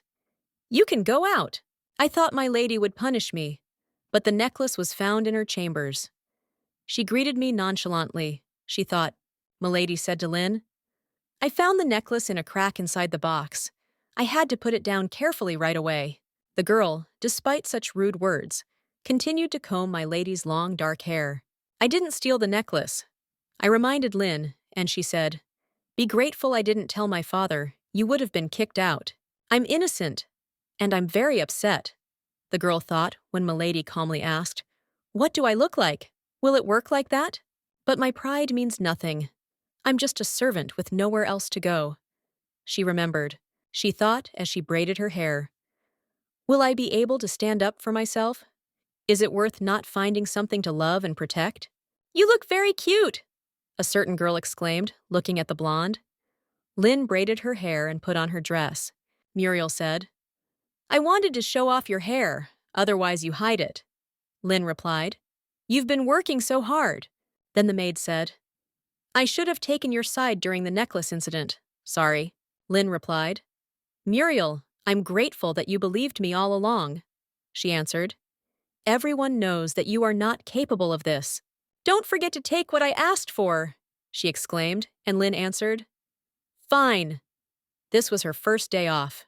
Unlike the hotel, the duchy pays a good salary. We even have free days, she thought. I went downtown to buy the novel and sewing supplies that Muriel had asked for. She remembered. I would like to take a gift for Martin before he leaves for the academy. She thought, maybe he will remember me? Then, leaving a certain store, the phrase was repeated to her again. "Thank you. We hope to see you again," she thought as she closed the shop doors. I should have gotten the book for Muriel, not bought one for myself. Then the blonde thought about it. There's nothing more for me to do here. Is it worth returning to the estate? She walked past the man. But then a certain stranger stopped, as if examining the girl in front of him. The blonde froze in place. The man froze, not even daring to move. He could barely breathe, his mouth only slightly open, and then the man put his hand on the girl's shoulder. She immediately became frightened, opening her eyes wide. She shuddered. "Sorry! Lynn, is that you?" the man behind asked awkwardly. The girl turned around in amazement, also breathing heavily. "I thought so. I recognized you by your hair," said the guy with red hair. The girl sighed heavily in response. "I'm Lynn. Who are you?" the girl asked. He answered, "What?" "It's me, Minos." She was surprised, and the guy asked, "Do you remember? When did you grow up so much?" "You're completely unrecognizable," the girl said, and the guy answered, "I have a lot of physical activity," he said, laughing. "I was so worried when I heard that you left the hotel. According to rumors, you were sold to the duchy," she asked. "You were a butler's apprentice, weren't you? Does it require physical labor?" he answered. "I got tired of working there and left," the guy asked. "Why not go get something to eat?" "The restaurant serves delicious food," Lynn said. "Sounds good." And then, after a while, the maid looks out of the window, watching in surprise at something below. "What are you doing there?" Muriel asked. The maid exclaimed in response, moving away from the crowd. "There you are. Look, there Lynn is talking to some man," the maid said, and Muriel asked again, "Is Lynn talking to a man?" "I can't believe my eyes," another girl said, peering out the window. The blonde was talking to her old friend. "He is quite handsome and tall," one of the maids said as she looked at him closer. The guy smiled brightly. "Maybe this is her boyfriend?" the maid asked, and the other answered, "She doesn't know anything about relationships. Who knows? One day she will come out and announce that she is getting married. She will leave us when this happens." They whispered. A voice came from behind Martin. "The messenger has arrived. He is new but seems to know the lady's personal maid." Martin opened his eyes wide, watching this boy below. It seemed as if his gaze had become glassy. The girl smiled brightly and happily, looking at a certain red-haired guy. This was noticeable even to the brunette. "I didn't know she could smile like that," he thought, and then said, "Today, cancel your appointments regarding the academy." "I want to go hunting," Martin said as he left his office. The servant exclaimed in bewilderment. "Sorry? Now?" the servant reminded. "You are leaving for the academy in 2 days, my lord." And Martin answered, "Come up with an excuse for now." And then heavy stones appeared before the brunette's eyes, which he threw into clean, transparent water. The boy himself was sitting on a stump, and around him grew many different beautiful flowers and delicious berries. The brunette exhaled heavily, looking somewhere into the distance. The look of his crystal eyes changed again, becoming empty. I haven't seen Lynn for a while, but I heard the servants gossiping about her. Martin thought, remembering their conversations, so I started looking for her where we met before. The boy reasoned, looking into different places in the garden. The boy muttered as he stood up. So she was going on dates all the time? Wasted so much time. Then a horse came up to the boy and licked him. Martin said, "Sorry, I didn't mean to lose my temper on the flower." And then the brunette stroked the horse's nose, and it seemed to smile, finally rejoicing, becoming content. What happened to me? I've never cared about anyone before, so why now? The guy reasoned. And then the boy's blue eyes fell on the bush of red berries ahead. The horse took a couple of steps away from him. I know these berries, the brunette thought, remembering how the blonde said that these were her favorite berries. After some time, the girl finished the conversation with her old friend, and therefore hurried to return home. She ran, almost out of breath, lost in thought. I lost track of time while I was catching up with Minus, but then, suddenly, the figure of a brunette appeared in front of her face. Martin jumped right out of the bushes, so Lynn got scared. She put her hands to her mouth, opening her blue eyes wide. The blonde then turned in fear. "My lord!" The brunette got all dirty in the green leaves of the bushes. He looked at the girl with a cold gaze, barely breathing. "What are you doing?" the maid asked, pressing her hands to her chest. The boy hurried to approach the blonde, emerging from the bushes. And then the girl opened her eyes wide, when the boy handed her some gift in a white cloth. Opening it, the girl saw those same berries. The blonde asked Martin, stuttering, "Are these puri berries? Why are you giving them to me?" The blonde asked awkwardly, and the brunette answered calmly, "You said you liked them." The brunette's gaze changed. He frowned as he watched the girl's movements and couldn't get the question out of his head. Why doesn't she smile at me as brightly as she did at the delivery boy? The guy thought, watching her reddened face. I feel stupid. The boy thought for a moment and then hurried away, saying, "I'll go." The girl called him in fear, and then the blue-eyed girl sharply held out a scarf with embroidered yellow flowers. It was clear that this was a gift. The blonde said barely audibly, "This is for you." The man froze in place, watching the girl and this gift from her. Handkerchief with embroidered marigolds. The blonde said as she continued to look at her own purchase. The brunette could not tear his blue eyes away from the gift. He opened his eyes wide and froze in place. And then the girl awkwardly added, clutching the handkerchief to herself, "I know that you need to go to the academy soon." The blonde's hair fluttered in the wind when she finally spoke. "And I hope you don't get sick while there." The man pulled her scarf closer to him, squeezing it in his hands. He froze without saying a word, but then spoke. "Thank you, Lynn," the boy said. "I only have berries. But I picked wildflowers. Do you want some?" Lynn said. "I will accept it with pleasure." Soon the gentleman left for the academy. I'm glad I had the opportunity to give him a scarf, she thought. Before the girl's eyes was a ducal, luxurious green carriage. The young gentleman left in it. The blonde leaned against the window, watching Martin with her bright eyes. She had already become attached to him. Bitter tears began to flow from the girl's eyes when she saw how far the carriage had already gone from their house. To make young Mr. Martin feel comfortable when he returns home, the girl thought as she entered his room, I secretly cleaned his chambers whenever I got the chance. The girl recalled how she constantly washed the windows there and removed the dust. Seasons changed, time flew, and imperceptibly, the sixth spring came without him. The girl thought, holding out her hand, "Lynn, where are you?" A sharp voice rang out from a certain person. The blonde stood in the middle of the road with her hand outstretched. "Here you are?" the man said, and Lynn thought, remembering. "I turned 19 years old. She's gotten better." The maid screamed as she ran closer. "We don't have time!" "They told us to gather all the servants," Lynn asked. "What's happening?" "Young Master Martin is back," the maid exclaimed, causing the blonde to step back, greatly surprised. "Well, don't stand still, let's go," she exclaimed, and Lynn nervously agreed, after thinking. Milady didn't mention anything. The servants whispered among themselves.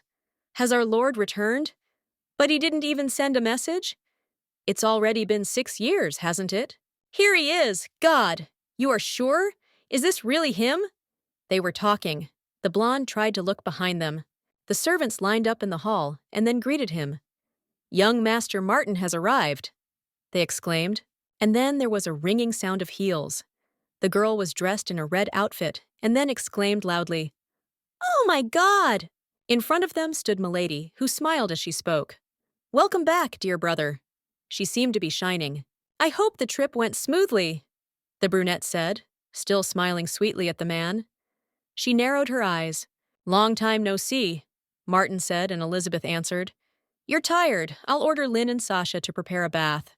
"Yes, my lady," the young girls answered, raising their heads high. Lynn was clearly nervous as she examined the interior. "Something's wrong. The lady is not in the mood today. Today, you need to be more careful," Lynn reasoned as she looked at Elizabeth. The girl was in a hurry to climb to the high floor, barely blushing from fatigue. She lifted the hem of her dress.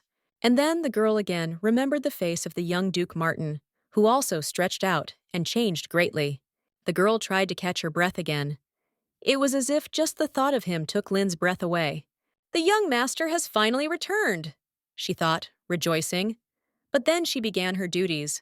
"Lynn, the bath is at the right temperature." "No more hot water," Sasha told her, and the blonde recoiled. Then the maid said, "Young Master Martin has become more beautiful than her." "I barely recognized him," Lynn replied, smiling. "Me too. I wonder if he still remembers me." The blonde thought for a moment, and then said, "I'll go get some more towels." But when the tall figure of a man with a special top appeared in front of her, the girl froze, hastily closing her eyes. "I beg your pardon, my lord," the blonde exclaimed, looking at the brunette's displeased face. He frowned, clenching his jaw. "You can go if the bath is ready," the man said. And then the maids hurried out, speaking. "Of course, my lord." What was that now? This is not the young master I remember, the girl thought, looking at him again. Has he forgotten about me? The girl thought sadly, but Sasha suddenly said, "Lynn, why are you frozen there? Hurry up!" "And why did I wait all this time?" the girl thought. And around the building, there were crowds of maps, aristocrats discussing them. The aristocrats gossiped. "Martin grew up to be a stunning man, and he's 20 years old, the best time to get engaged." "How's pot au feu?" Suddenly a certain cook shouted while he was preparing soup. He was nervous on the eve of the holiday. "Send snacks," the cook said. In honor of the master's return, his lordship decided to hold a reception at the estate. All the maids were diligently preparing for the chic reception. They were doing their best for the 3-day celebration. The men will spend the first day at the shooting range, and the ladies drinking tea. From the second day, everyone will gather together. The maids whispered, "Organizing receptions is so tiring. I think I'll faint if this happens again." Lynn agreed, laughing. She smiled softly, thoughtful. The estate is crowded with different people, and yet everyone is focused on one person. The blonde thought, watching others look at someone. A lot of time has passed. "Do you remember me?" Everyone flocks to the master, vying for his attention. Lynn thought, "How did you get on at the academy?" the girl asked, and the man answered cordially, "I've learned a lot, my lady." The girl lowered her sad blue eyes, thinking, the young master definitely stands out from the crowd. How infuriating, the brunette thought as she watched the two girls crave the attention of young Master Martin. Why is everyone focused on him and not on me? Elizabeth thought and said, "Lynn, can you bring it for me?" And then it got hot. "Yes, my lady, I'll be back soon," the blonde insisted. In response, the blue-eyed girl smiled nastily, anticipating the scene. And then Elizabeth tripped the girl. At the same time, she did it quite accurately, despite the shoes. A few moments later, the blonde fell right on top of one of the girls, who was focused on Martin. "I'm sorry, my lady," Lynn exclaimed, and the girl asked, "Why do I need your apology?" People in the crowd were whispering. "Do you know how much I paid for this dress?" the girl exclaimed, and the aristocrat spoke. "Her dress is finished," Elizabeth said. The maid spilled tea on the lady. "I knew this would happen. I told you to be careful." Lynn knelt down, apologizing. I'm so sorry, my lady. And Bedford screamed, I don't need your apologies. What happened, my lady? Another man asked puzzledly, noticing the rather loud scene. Are you hurt, Lady Bedford? Martin asked, and she asked. Do you know my name? He said. I won't be able to forget you. Lynn, can you stand up? One maid asked, helping the blonde up. The other one also helped her, holding her. The brunette then bowed before the lady, saying, Let me take care of everything since our maid has done something wrong. My sister recently bought a beautiful dress. I'm sure she'll be happy to show it to you. Isn't that right, Ellie? He asked. You said it was the only one in the empire. He said, and behind them they said, Even the princess couldn't get it. Certainly, the brunette agreed, clutching her dress tightly. She thought, It took me so much effort to get it. It is very rare. I hope you enjoy it. Elizabeth said, smiling. Bedford asked again, Are you sure? Martin approached the maids and began to give instructions, and the rest brought tea and soft drinks. The blonde, stuttering, again began to ask for forgiveness from the brunette in front of her. I beg your pardon, young master. Rest easy, Lynn. Elizabeth has been chasing you around all day, Martin said, and the girl opened her eyes wide in amazement. Then the blonde looked up at the guy in surprise. It was as if she couldn't even believe his words. She thought, looking at his cold and indifferent face. Young Mr. Martin. I can't believe he remembers. My lord, the blue-eyed girl said, stuttering.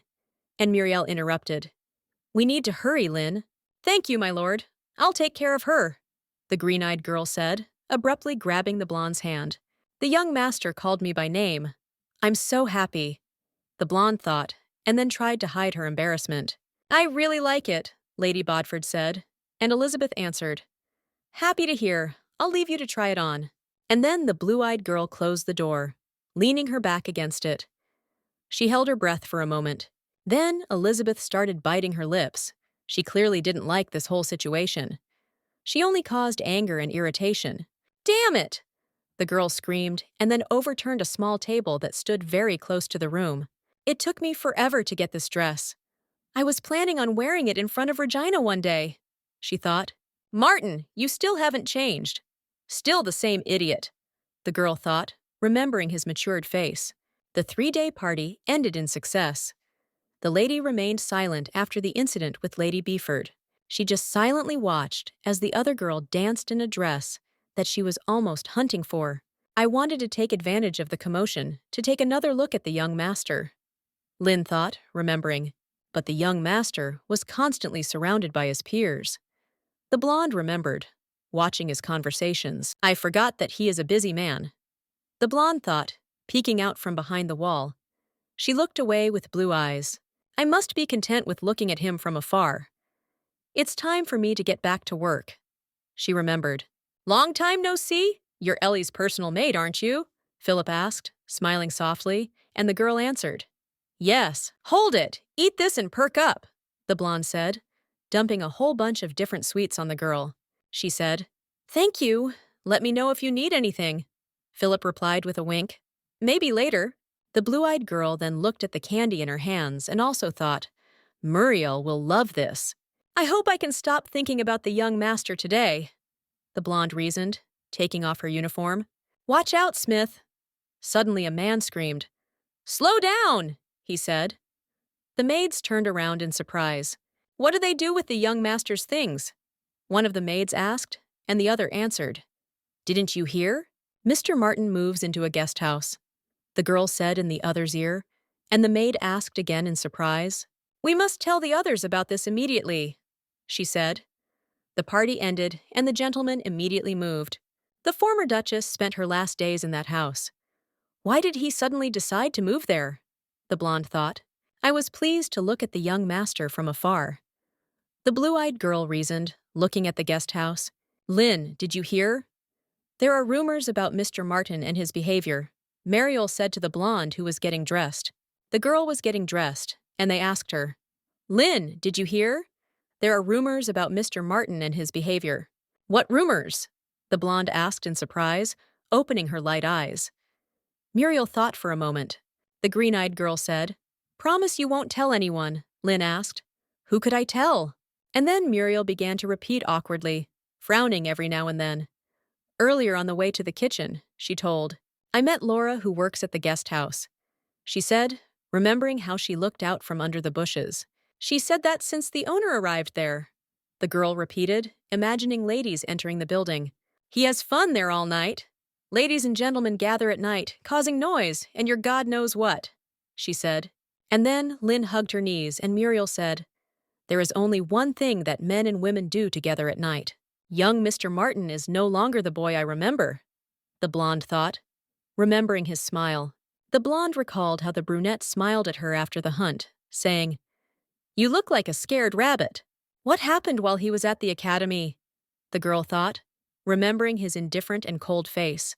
And then, after a while, there was a ringing sound of glasses hitting. Some wine spilled out, and suddenly, someone's yellow shoe stepped on the table. The blonde next to him clapped his hands, surprised at such courage.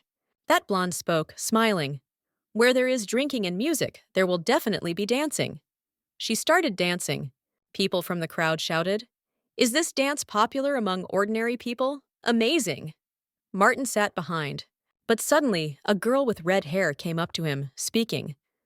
You are the owner. Why are you just sitting? In front of him was a girl with yellow eyes. Martin said, well, if it's not Elena Schufenheim. Without formalities, call me Elena, as before, she said, sitting on the back of the sofa. As you wish, Elena, he answered. There was nothing cute about you from the start, the girl suddenly said, barely pouting. She looked at Martin. Elena asked, we're friends after all. What are you hiding from me? Martin answered. Nothing, she objected. Don't deny it. But she was interrupted by the voice of a man who came with a friend. They kept repeating it. What are you doing here? It's no fun without you. I can't even move away for a second. The girl answered in a cold tone. But the men said, let me pour you a drink. Then the brunette saw his reflection in a glass of wine and frowned, thinking, this is the best I can do. This is the only way. He reminded himself as he read the letter from his mother. Elizabeth was born from someone else. I must hide the terrible truth about my family. I don't care who it is, but someone save me, he thought. It's so stressful. Why is Martin acting this way? Elizabeth thought as she looked at the various decorations. The brunette mumbled, well, he's at the guest house. I hardly get a chance to meet Philip. Twist it more. Then the girl had curls on her head. She said, this is a great opportunity to gain your father's favor. Lynn, go check on Martin so I can report to Dad, the brunette said. And the maid asked again, how stupid you can be. There is no servant who doesn't get on your nerves. You can go when you're done, she said. Then the maid awkwardly clutched her snow-white apron and also began to lightly fidget with her hands behind her back. Yes, my lady, the girl said. And then, after some time, a large guest house building appeared in front of her. The blonde looked out from behind the tree, lost in thought. This is the guest house. I've never been here before. Muriel was right. There are so many people here. Wait, isn't this the young master? The girl thought. Should I say hello? I don't want to be a burden.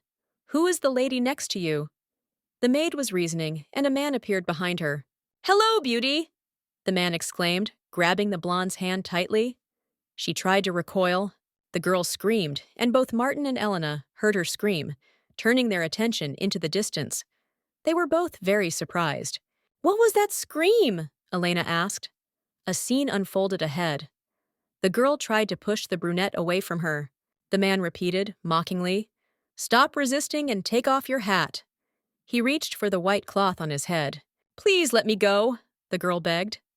But suddenly the man got scared when he saw a fist in front of him. Get out of here, young Master Martin said sternly, pushing the man away. He frowned and his gaze grew heavier. Okay, I'll go back inside, the stranger answered awkwardly, rubbing his neck. Martin remained standing next to Lynn. Then the girl looked up at Martin, confused. Her cheeks had already barely blushed, and her breathing had become labored. Why did he come to my aid? The blonde thought, watching the serious blue-eyed brunette. But then the young master cast an angry glance at the blonde in front of him, raising his dark eyebrows high. What are you doing here? The man asked, and Lynn answered. Her Majesty wanted to know how you are doing. And then the brunette said, "Don't even turn towards the blonde. Come with me." The girl immediately agreed. "I haven't seen her here before. Why does she remind me of Her Highness Regina?" Elna thought, looking at Lin. "Come on in. You want to know if I'm okay," he said, leading the girl into the room. Lin remained at the door. The girl's cheeks turned even redder, and her heart was beating wildly. Her gaze was transparent, and she wanted to say, but she never said a word, watching the brunette who came closer to the double bed. And then the young master suddenly approached Lin, addressing her. The girl bowed, asking, "Yes, my lord," she kept saying. "I'm sorry, my lady ordered me to come here. And I thought about it. I probably upset him. My apologies," the man said, extending his hand to the girl. He was wearing only a light snow-white shirt, and then the blonde's blue eyes opened wide in amazement. He froze in place, not daring to utter a word. And then the blue-eyed man kissed her, and when he pulled away from his lips, he said, "Go tell your lady the news." Then, moments later, the man continued to whisper to the blonde, "And tell her in detail how I'm doing." "You blushed," the man said, barely smiling. The girl could not move from her place from surprise. "You blushed," the brunette said, touching the girl's lips again. She was actually very embarrassed by the kiss. "I thought you'd run away," the man said, as he slowly ran his fingers through the girl's blonde hair. She barely closed her eyes. "I had no idea then, but now I understand.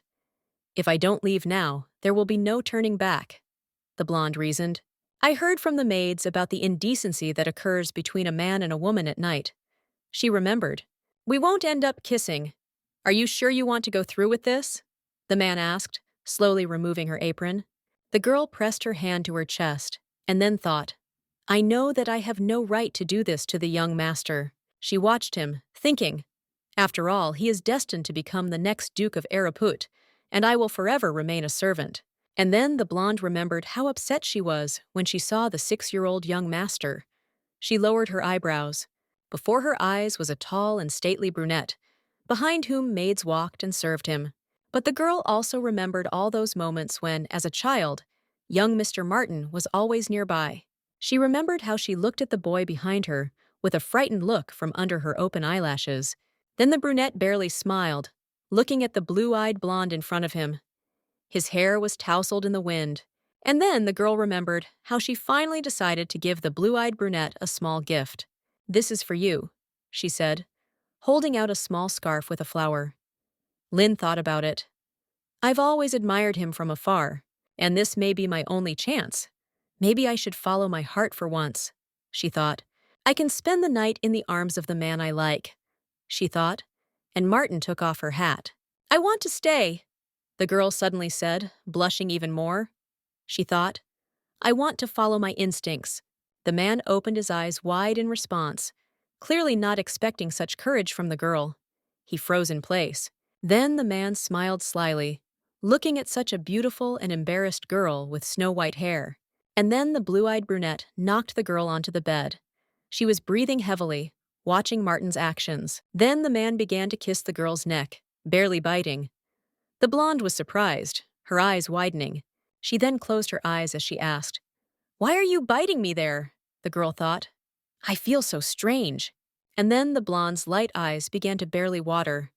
She tried to hide her embarrassment with her hands. The man also noticed this, and therefore asked in bewilderment, "Why are you covering your face?" Lin blushed deeper. And then the blonde answered, stuttering, "I've never done anything like this before." The man was surprised, opening his eyes. "Is this her first time?" the man thought, remembering that red-haired guy with whom she had a nice conversation then. "I guess that guy means nothing to you," the brunette said suddenly, stepping back slightly from the girl. Lin asked again. Then the girl was surprised, and then thought about it. "I didn't know that the young master had such a muscular body." The man narrowed his eyes and frowned. And the blonde thought, "Will he use it to bend me to his will?" The next day, the sun was already shining brightly, illuminating both castles. Everything around seemed to shine, reflecting the rays of the heavenly body. "Lin!" Muriel turned to the blonde, looking at her with sympathy. The girl froze in place. "Are you sick?" the girl asked. And the blue-eyed blonde asked again in confusion, without looking up from her work. You look pale. The maid answered and Lin said, turn around. I got up early in the morning. Maybe that's why. She hugged her as she spoke. Has the sun risen for me? They answered her. This is the least I can do for you. Then the blonde lowered her sad gaze, thinking again. It's good that Muriel didn't notice my absence. I couldn't stop thinking about last night, but I'm sure these memories will be forgotten like a summer dream. Lin understood. Just one night, but it's more than enough, the girl thought as she got up from the master's bed. Martin was still sleeping. I will erase what happened from my memory and continue to live as if nothing happened, the blue-eyed blonde reasoned. And then the sounds of the maids and the gardener were heard tending the garden. A certain man cut off rosebuds. So how is my dear brother doing? Elizabeth asked as she drank tea and ate breakfast with Lin standing next to her. The brunette clutched a blooming red rose in her hands and clenched her jaw. Lin replied, He seems to be doing well. And then red petals flew. The wind blew them in the wind, causing them to decorate the surroundings of the beautiful garden. The blonde was surprised to see red petals flying past her. The girl opened her bright eyes, watching. There was blood on the brunette's hands from the thorns, but then she said, as if through clenched teeth, Enough, you can go. The blonde walked closer to Elizabeth and said in fear, Your hand is bleeding, my lady. The wound needs to be treated. But the blue-eyed brunette didn't want to hear about it. She began to bite her lips in anger and clenched her jaw tightly. And Ellie jumped up, clenched her hands into fists and screamed, Didn't you hear me? I told you to get out. Lin fell. Go wash my underwear! The brunette screamed, but the girl could only remain indifferent to her outbursts of emotions. I wonder how the lady took this news, the girl thought, again remembering her long, wavy hair. Why was she angry that her brother was doing well? The blonde thought while she was washing the floor. Her gaze dimmed. What made you become angrier than before? Lin thought, remembering how Ellie screamed. This is what you call cleaning. Start again. The brunette screamed, throwing dirty water onto the blonde. She thought, but everything was fine. The more pain they brought, the easier it was to forget about that night, she reasoned. But holding out her hand, she thought, Where am I? My body feels like it's on fire. The blonde thought again, trying to hide her body with her arms. Her eyes were closed. Familiar feeling. I don't remember what it was, the blonde reasoned, and then suddenly opened her blue eyes. But then, after a few moments, the girl stood up and tried to look around. A figure appeared behind her. My lord? The girl exclaimed, turning around. She blushed again, covering her mouth with her hand. Her eyes watered, but the man interrupted the girl with a kiss. The blonde tried to touch his cheek, closing her eyes. But then the man kissed the girl on the neck, smiling slyly. Lin exclaimed, You can't do this, my lord. Lin, be honest with yourself. I know you don't want to forget our night, the brunette said, holding it out to him. But then the girl opened her eyes wide and almost screamed. She immediately recoiled from something. Lin jumped out of bed, and her hair seemed to jump behind her. The girl almost screamed, breathing heavily. Muriel was fast asleep next to her, not even stirring from the loud sounds. The blonde put her hand to her mouth. She walked closer to her neighbor, leaned over, and then thought, It's good that Muriel sleeps so soundly. But then the girl looked down at her chest. Her heart was beating wildly, and her cheeks were flushed bright red. I think a walk will help me come to my senses, the girl thought, and then went outside into the green garden with a fountain. And then the girl looked up at the night sky. The stars sparkled brightly, as if illuminating the path for the companions. Then the girl covered herself with a small scarf, and then thought about it. There are so many stars in the sky. She was mesmerized, but then images of last night flashed through Lin's mind again. The girl squeezed the handkerchief, trying to throw them away. I thought I could forget quickly, the girl reasoned. And then a certain male figure appeared behind her. But I can't get that night out of my head. What's wrong with me? The girl reasoned. But then someone turned to her. My lord? The girl asked, looking at the brunette behind her. The young master frowned again as he looked at her. I knew I would find you here, the brunette said as he walked closer to Lin. She said, What brought you here? But the man interrupted her. pressing the blonde's body against a tree that stood very close. The girl recoiled. The man asked, "How dare you leave without saying a word after moaning in my arms all night?" "Excuse me, my lord, but I am a maid. I needed to get back to my responsibilities," Lin said, turning away. But then the brunette grabbed the girl's chin to make her look at him. The blonde was stunned. Looking at the girl in front of him, the man remembered again the contents of that letter. "To my beloved son Martin." It was written there. "By the time you read this letter, you will have graduated from the academy. I wish I knew how to say this. You have to promise not to tell anyone about your sister. Although I have a feeling that my father already understood." She insisted, "You and Elizabeth are my favorite children, but she is not your father's daughter. I'm sure you already understand what I'm trying to say. You need to make sure that Elizabeth stays in Ereuput for the rest of her life. Protect your sister," Mom spoke. But after reading the contents of that letter, the man could only tear it into pieces. He was too angry. He fell to his knees, not imagining the future. He understood. If her father finds out, he will try to get rid of her. Martin turned his gaze to the sky, reasoning, "This will happen before I become Duke of Ereuput." The guy understood. As soon as rumors spread, tongues will begin to wag. And then Lin said, "Come to me every night." But then the brunette added, examining her reddened face, "Until I get bored with you." The maids passed one novel to each other. Then the girl remembered an old book with a blue cover. In that story, the maid fell head over heels in love with her young master. I remembered the plot of that book by Lin. Their positions were as different as day and night. They loved each other, knowing that it would not bear fruit. She reasoned, but the end was expected. The girl reasoned, imagining a picture from that book. The maid screamed as soon as she ran away. The old lady hit the maid while screaming, "How dare you, pathetic servant, seduce my son?" The girl fell. Then the maid looked up at the elderly woman with tear-stained eyes. She exclaimed again, "You won't get away with this!" But a certain person stood behind without even interfering. The others were whispering, but he seemed frozen, unable to move. "Why are you standing here? Didn't you hear me? Throw this scoundrel into prison!" The lady screamed, and the gentleman began to cry. The heroine was thrown into a dank prison, and the story ended in tragedy. The girl was imprisoned, as if broken into pieces. They ruined a flower that had not even had time to bloom, but only saw the bright rays of sunlight.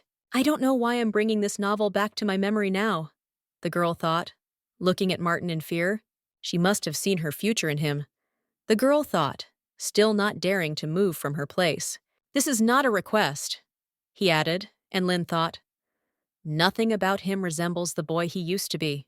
He still speaks to me in a kind voice, but there is a coldness in his manner." The girl thought, looking at him. Then the girl looked at the flowers that had just recently bloomed and asked, "But my lord, why me?" After a couple of moments of silence, the man finally answered, "Because you interested me." Lin didn't believe it. But then the girl thought about it, remembering the other ladies. "Does this mean he has a love interest in me?" "You're interested in me as a new toy." Finally, the blue-eyed brunette added. The girl was disappointed, and then Lin thought, what was I even hoping for? He never had a love interest in me. Sees her as a toy, not a woman she can love. "You need a body that gives pleasure," she understood. Lin said, "You said to come to the guest house every night, but I'll be caught sharing a room with a maid." The man remained silent in response, looking down with his blue eyes. He pursed his lips tighter, looking at the girl. "Is that the only thing that bothers you?" the man asked suddenly. The girl asked in surprise. "Sorry? Is this the only problem I need to solve?" "I'll take care of it for you," the brunette said, turning away from Lin. But then the man turned around, frowned, and said to the girl, "Don't forget, you must come to me every night." The girl remained silent in response, but a sad smile appeared on her lips. She followed the gentleman with her blue eyes. Then the girl turned her gaze to the large moon, which was shining brightly, illuminating the night paths of the garden. After some time, a certain maid ruffled her blonde hair as she spoke. "Finally, the day is over." The maids chatted among themselves. "Need a bath now. Me too. I can't wait for my next day off." Lin hurried to take off her hat, and behind them, they were talking. "I'll go straight to bed. Anyone want some pie?" Even a piece is enough for me. I'm glad everything went without problems. She thought and said, You tried your best, Muriel. She answered, It was harder for you. Lynn thought about it. How to get to the guest house this night? And Muriel suggested, Shall we go and eat? But then, the head maid suddenly approached them, saying, There you are, Lynn. She was surprised when she asked, What's happened? After several moments of silence, the woman finally responded, Pack your things. The emotion on her face was unreadable. She answered, I was instructed to send you to the guest house. Muriel will stay here, and Lynn will have her own room. But then the blonde called out to the woman, asking, Can you tell me why this decision was made? And then the maid whispered in her ear, This is Mr. Martin's order. The girl was scared, frozen in place. Then the older woman added, The reason for his actions was not revealed to me. He knows that you serve my lady. And then the maid spoke again. But perhaps this is not a secret to you. The girl began to purse her lips, scared. The elderly woman asked, Are you sure you don't know anything about what's going on, Lynn? The blonde lost her chin. Lynn understood. It won't be easy if word gets around that I'm being prejudiced. They were whispering behind me. People were chatting. Is the young master there? Could it be? I thought she was quiet. Maybe I was wrong. Milady always scolded her. She thought about it. Will I ever be able to return to my room? If I could open up. But Muriel looked away. But now I just want to get out of here, the girl thought, watching the different looks in her direction. And then the huge guest house building, covered with moon rays, appeared again before the eyes of the young blonde. And then, after a while, the girl again stood in front of that door of young Master Martin. She knocked. But then her hand froze. She clenched her fist tighter, not daring to knock on that big door again. I had no choice but to come. The girl understood, lowering her dull blue eyes. I know that as soon as I step outside the threshold, the same thing will happen as last night. The girl remembered. The young master will once again bend me to his will. The girl reasoned, remembering all the man's touches. I feel weird thinking about this, the girl reasoned, barely putting her hand to her forehead. She exhaled heavily, but then the blonde opened her blue eyes wide and also removed her hand from her forehead. She seemed to be afraid of something. The door swung open, and therefore in front of the blonde stood a tall brunette who barely squinted as he stood tall. But after a few moments, the brunette smiled softly. His gaze immediately warmed as he looked at her. And I was already getting ready to look for you, Lynn, the man said, looking down at the confused blue-eyed blonde. The human mind is such a funny thing. The girl was thinking when the man grabbed her hand, approaching. The man then kissed the blonde's shoulder. She thought, This man put me in a precarious position. And he is also young Mr. Martin, the girl thought, turning to him again and again. The young master carefully studied the blonde's face, her dark eyebrows barely frowning. He blushed slightly. His love is like a sweet poison that I cannot refuse, Lynn thought. After a while, someone screamed. A certain maid kept saying, Lynn was sent to the guest house where the young master lives. She lives there. Rumors spread very quickly among the servants, my lady, she repeated, looking at the beautiful Elizabeth. She rubbed her chin and asked, Are you saying that my brother gave the order to move my personal maid into his quarters?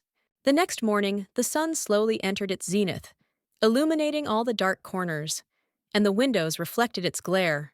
The blonde was lying in bed, covering herself with a blanket. She bowed her head, not wanting to wake up. It was a musty room.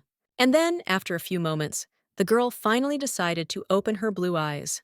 Her hair fell over her face. The girl finally got out of bed, looking around the room around her. Snow-white hair flowed behind her. Then the maid exhaled heavily, speaking barely audible. I'm so tired. Her gaze became empty and heavy again. She thought about it. 3 weeks have passed since that fateful night when my lady ordered to go to the guest house. I wish I could have asked for help instead of going to the guest house again, she thought while sitting on the bed. The girl rubbed her lips, thinking again. But I didn't know how the young master would behave. It scared me. It may have been consensual, but it doesn't look good to me. The girl understood. If I tell the truth, people will think that I had a selfish goal, Lynn thought as she got dressed for work. And the fact that I tried my best to seduce the young master. She turned away from the door, fully composed. Then the girl looked at herself in the mirror, but there were no emotions or feelings on her face. The young master gave me the love and attention I craved. But why do I feel empty? She thought. I'm probably having a hard time coming to terms with the cold, hard truth. I'm just an object of his desires. Lin remembered. The blonde then left the room, lost in thought. A maid should never lust after her young master. His lordship and the young master took pity on us, leaving such delicious food for us. The maids kept saying. They muttered, "Today we have cream pie. They always leave us some meat." Lin sat alone. "Save some for me." "I didn't get it yesterday. Me too." "Are you really going to do this?" they whispered. Then the three girls turned their attention to the blonde, who was quietly eating away from everyone, closing her eyes. But then, a whole glass of water was suddenly poured on the blonde. Lin didn't have time to react. She just shook her head. "Sorry, I did it by accident," said the girl with long hair who had been serving Elizabeth before. She laughed. "Didn't notice you," the girl said, and the other maids echoed. "Yes, we thought that you were in the guest house." The maid stroked Lin's cheek as she spoke. "Are you the girl who seduced the master? Used hair as an advantage? Let me go." "Hurt," the girl said, but the stranger objected. "Why?" "Do you think I'll hit you or what?" the maid said. "I'll be honest. I hate people like you. Those who believe that they can get everything thanks to beauty." The blonde looked at the girl with regret, only saying, "Number." But suddenly a scream was heard. "What are you doing?" The head maid ran into the hall and said, "Bullying among staff is prohibited." We ate and got to work. Finally, the maid walked away, saying, "I would in no way call this bullying. My actions are justified. Other maids ruined my life. But Muriel avoided me. I understand why she behaves this way," Lin thought. As the bullying intensified, my mind began to wander. It was as if I was being strangled over and over again. The girl thought. I knew that this was unacceptable, but I still began to rely on the young master even more. She thought, "What will happen to me if my lady finds out about this?" The girl reasoned, imagining a stern brunette. But, for sure, everything will not end with my dismissal alone. I should never get caught, she reasoned. And then, in a completely different place, large blooming roses appeared before the eyes of a certain person. "Young master? That won't do," they shouted to the little boy. It was young Martin, about 10 years old. "Young master, where are you?" People around were screaming, but the boy could not tear himself away from the beautiful roses. "Young Master Martin!" People around were screaming. But, as if not hearing them, the boy extended his hands to the flowers. And then the boy let out a barely audible sob, and also winced in slight pain. His gaze dimmed. "Hurt," said the little brunette. But then, behind him, a certain figure appeared, in a long, snow-white dress. "Lord Martin? There you are. Everyone is already off their feet in search." "Why don't you come back?" the blonde asked. The boy agreed. "Yes, Your Majesty." But then the woman said, taking his hand, "Wait, you're bleeding." "It must be because of the thorns of the rose bushes," the queen said, smiling warmly. She gave Martin a handkerchief. "You should always be careful." The queen with white hair spoke, and the boy listened, as if spellbound. "It breaks my heart to see your wounds. Please remember this." The woman continued to repeat, and then, suddenly, the brunette opened his blue eyes. He was still lying in his bed, clenching his jaw tighter. After several moments of silence, the man finally mumbled. It was a dream. He had already fallen asleep. The man then held out the hand he had cut that day. He said, "I haven't dreamed of Her Majesty for a long time. Several years have passed since Her Majesty passed away. Regina will soon ascend the throne," he reasoned. "I missed the warm hugs she gave me every time I visited the palace," he reasoned. "Arpe was always the only one who treated me kindly. After I lost my mother, he understood. Is this the reason I was looking for Lin?" the guy reasoned, sitting on the edge of the blue bed. But suddenly, there was a loud knock on the door. The man turned around sharply, frowning his blue eyes. Then the door creaked open, and the man hurried to speak. "I told you not to knock." "Lin," the man said, looking at the girl's dull face. She tightly clutched the light cape on her shoulders. And then the brunette asked, Why do you always look like you're about to cry? Lin rushed to him. Then the girl hugged the brunette with all her might, squeezing him tightly. The man froze, clearly not expecting this. The brunette looked at the blonde in surprise, eyes wide open, which seemed to shine in the darkness of the night. Having rushed closer to the man, the girl finally spoke. My lord, please make love to me. The man looked at the girl in front of him in surprise, and then turned to her in confusion. Lin, Martin said, she thought, lowering her head. I was mistreated for a day. I feel exhausted mentally and physically. The door began to close. The blonde was thinking, You brought me into this, but that doesn't matter. Everything is all right as long as I'm in your arms. The girl thought, not imagining that they were being watched. The girl who had recently spilled a glass on Lin looked around the corner, smiling, and thought, The rumors were true. We must inform my lady. The maid immediately decided. The next day, the bright, hot sun shone again. A certain man was waving a fish on the street and shouting, Fish! This was a street where merchants sold food. Other residents lured clients in the same way. Fruits! Only taken from the branches. We have fresh meat. And the girl, covering her hair with a hat, left the store, listening to conversations behind her. What do you want to do? Let's play. Welcome, Lin. A certain woman greeted the blonde, and the girl answered. Hello, Miss Lila. New dessert. Would you like to try it? Miss asked her, and the blue-eyed maid answered. With pleasure. I spend most of the exhausting nights with the master, and because of the maids I have to get out, she reasoned. But suddenly, a certain person began to actively wave while speaking. Lin, here! The girl was surprised at first and froze. Minos! The blonde was delighted when she saw the familiar face of the red-haired boy. He smiled warmly. The girl sat down at the table and said, Sorry for keeping you waiting. Minos replied, It's okay, I just arrived. I feel calm with Minos, she reasoned, listening to the voice. I ordered a lot of everything you'll like. Minos goes to sea and returns only once or twice a year. She reasoned, chatting. I'm glad you're back. This is for you, the red-haired boy exclaimed, and then threw the girl a whole handful of various sweet candies. I'll work on land for a while, Minos said, smiling brightly. Let's grab something to eat next time. You look paler than usual, the man said as he poured tea. Lin responded in surprise. Is it true? I had no idea. Is someone ruining your life? The man asked displeasedly, leaning closer to the girl.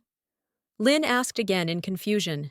The girl turned away, began fiddling with the collar of her clothes, and then said, This is wrong, the guy exclaimed. I understand. Is it some guy's fault? The man asked, and she raised her mug, thinking. I noticed that Minos is quick-witted, the man said. Be careful. All men are animals. Don't fall in love with anyone who confesses your love. Do you know? The red-haired man wanted to say something else, but suddenly stopped, eyes wide open. You ate 3 cakes. This has never happened before, he said, and Lin answered. Lately I have a strong appetite, he said. The more you eat, the healthier you will be, she thought. It's good to have someone who treats you kindly, the guy exclaimed again. Let me know if someone is offending you. I'll scold him. The girl laughed as she said, Thank you. Lin thought about it. I realized that it had been years since anyone had cared about me, and it made me sad. Suddenly, the sounds of shots were heard, which were aimed at some target that was hovering high in the sky. But then the brunette continued to shoot at other targets that stood on a small table. Aristocrats stood next to him, and then they told him, It was amazing, my lord. You never missed a beat. The brunette straightened up proudly. Your shooting skills are excellent. The men spoke behind them as they watched Martin reload his gun. Then the blue-eyed brunette began to aim at the target again. He narrowed one eye. He liked to shoot. But then the man remembered their dialogue with the girl. The brunette then asked, scratching his head, Who offended you? The brunette then pointed to the girl's bruises on her collarbones. He said, It wasn't me who left these bruises. Lin rose from the bed and stammered her answer. Nothing. I just got hurt while working. She covered them. And then the man missed the target. He was close, but still the bullet did not reach the green bottle. The people behind began to whisper, Have you seen this? God, did the young master miss? The blue-eyed brunette froze. And then the man slowly lowered his gun, listening to the quiet voices of the adult aristocrats behind. He tensed. Was it Elizabeth? No, she seems to have calmed down after reaching adulthood, the man reasoned. Perhaps other maids? I heard they were gossiping about Lynn, the man thought, remembering them. Why doesn't she tell me anything? Doesn't trust? The man thought, watching the aristocrats aside. The blue-eyed brunette then took a glass of water to drink, but was suddenly distracted when he saw something in the distance. This is Lynn, the man understood, watching the girl near the gate. She stood next to a certain red-haired man. The blonde laughed brightly and smiled as she talked to him. She barely had time to cover her smile with her hand. What is she doing? Why is he smiling at this geek? And he never gives me his smile, the man thought, clutching his glass. Come to think of it, at a welcome party, he remembered the voices of the young maiden. How was your date? Brilliantly. He prepared a gift and my favorite desserts. The girl spoke, smiling softly and closing her eyes. I'm so jealous, another girl exclaimed. Milady said, Yes, he was the perfect gentleman. Martin listened. Then, late night, the girl again already familiar door of the. But before she even had time to touch the door, it immediately swung open. The man said sharply, Come in. The blonde came into his room, and her gaze was dull. She bowed her head slightly as she walked on. The girl immediately began to undress, slowly taking off her nightdress. There was only indifference on her face, but the man suddenly grabbed her hand, tightly squeezing the girl's hand. He finally told her, Not today. What? But I don't understand, the girl said, and the man walked away from her, slowly walking closer to the table. Then the brunette lifted the lid from the tray with a leisurely movement. He was silent, not answering the blonde's question. And then there were many different dishes on the table. Meat with vegetables, rolled rolls, noodles with tomatoes. The girl looked at them in surprise, her blue eyes wide open. She asked in confusion, What is it? Then the man pushed back his chair, closing his eyes. He tilted his head slightly, as if shaking it. Sit down, let's eat together, the blue-eyed boy said, directing a cold gaze at the girl in front of him. The girl cut the food into small pieces with a knife. All dishes on the table were exquisitely prepared by the chefs.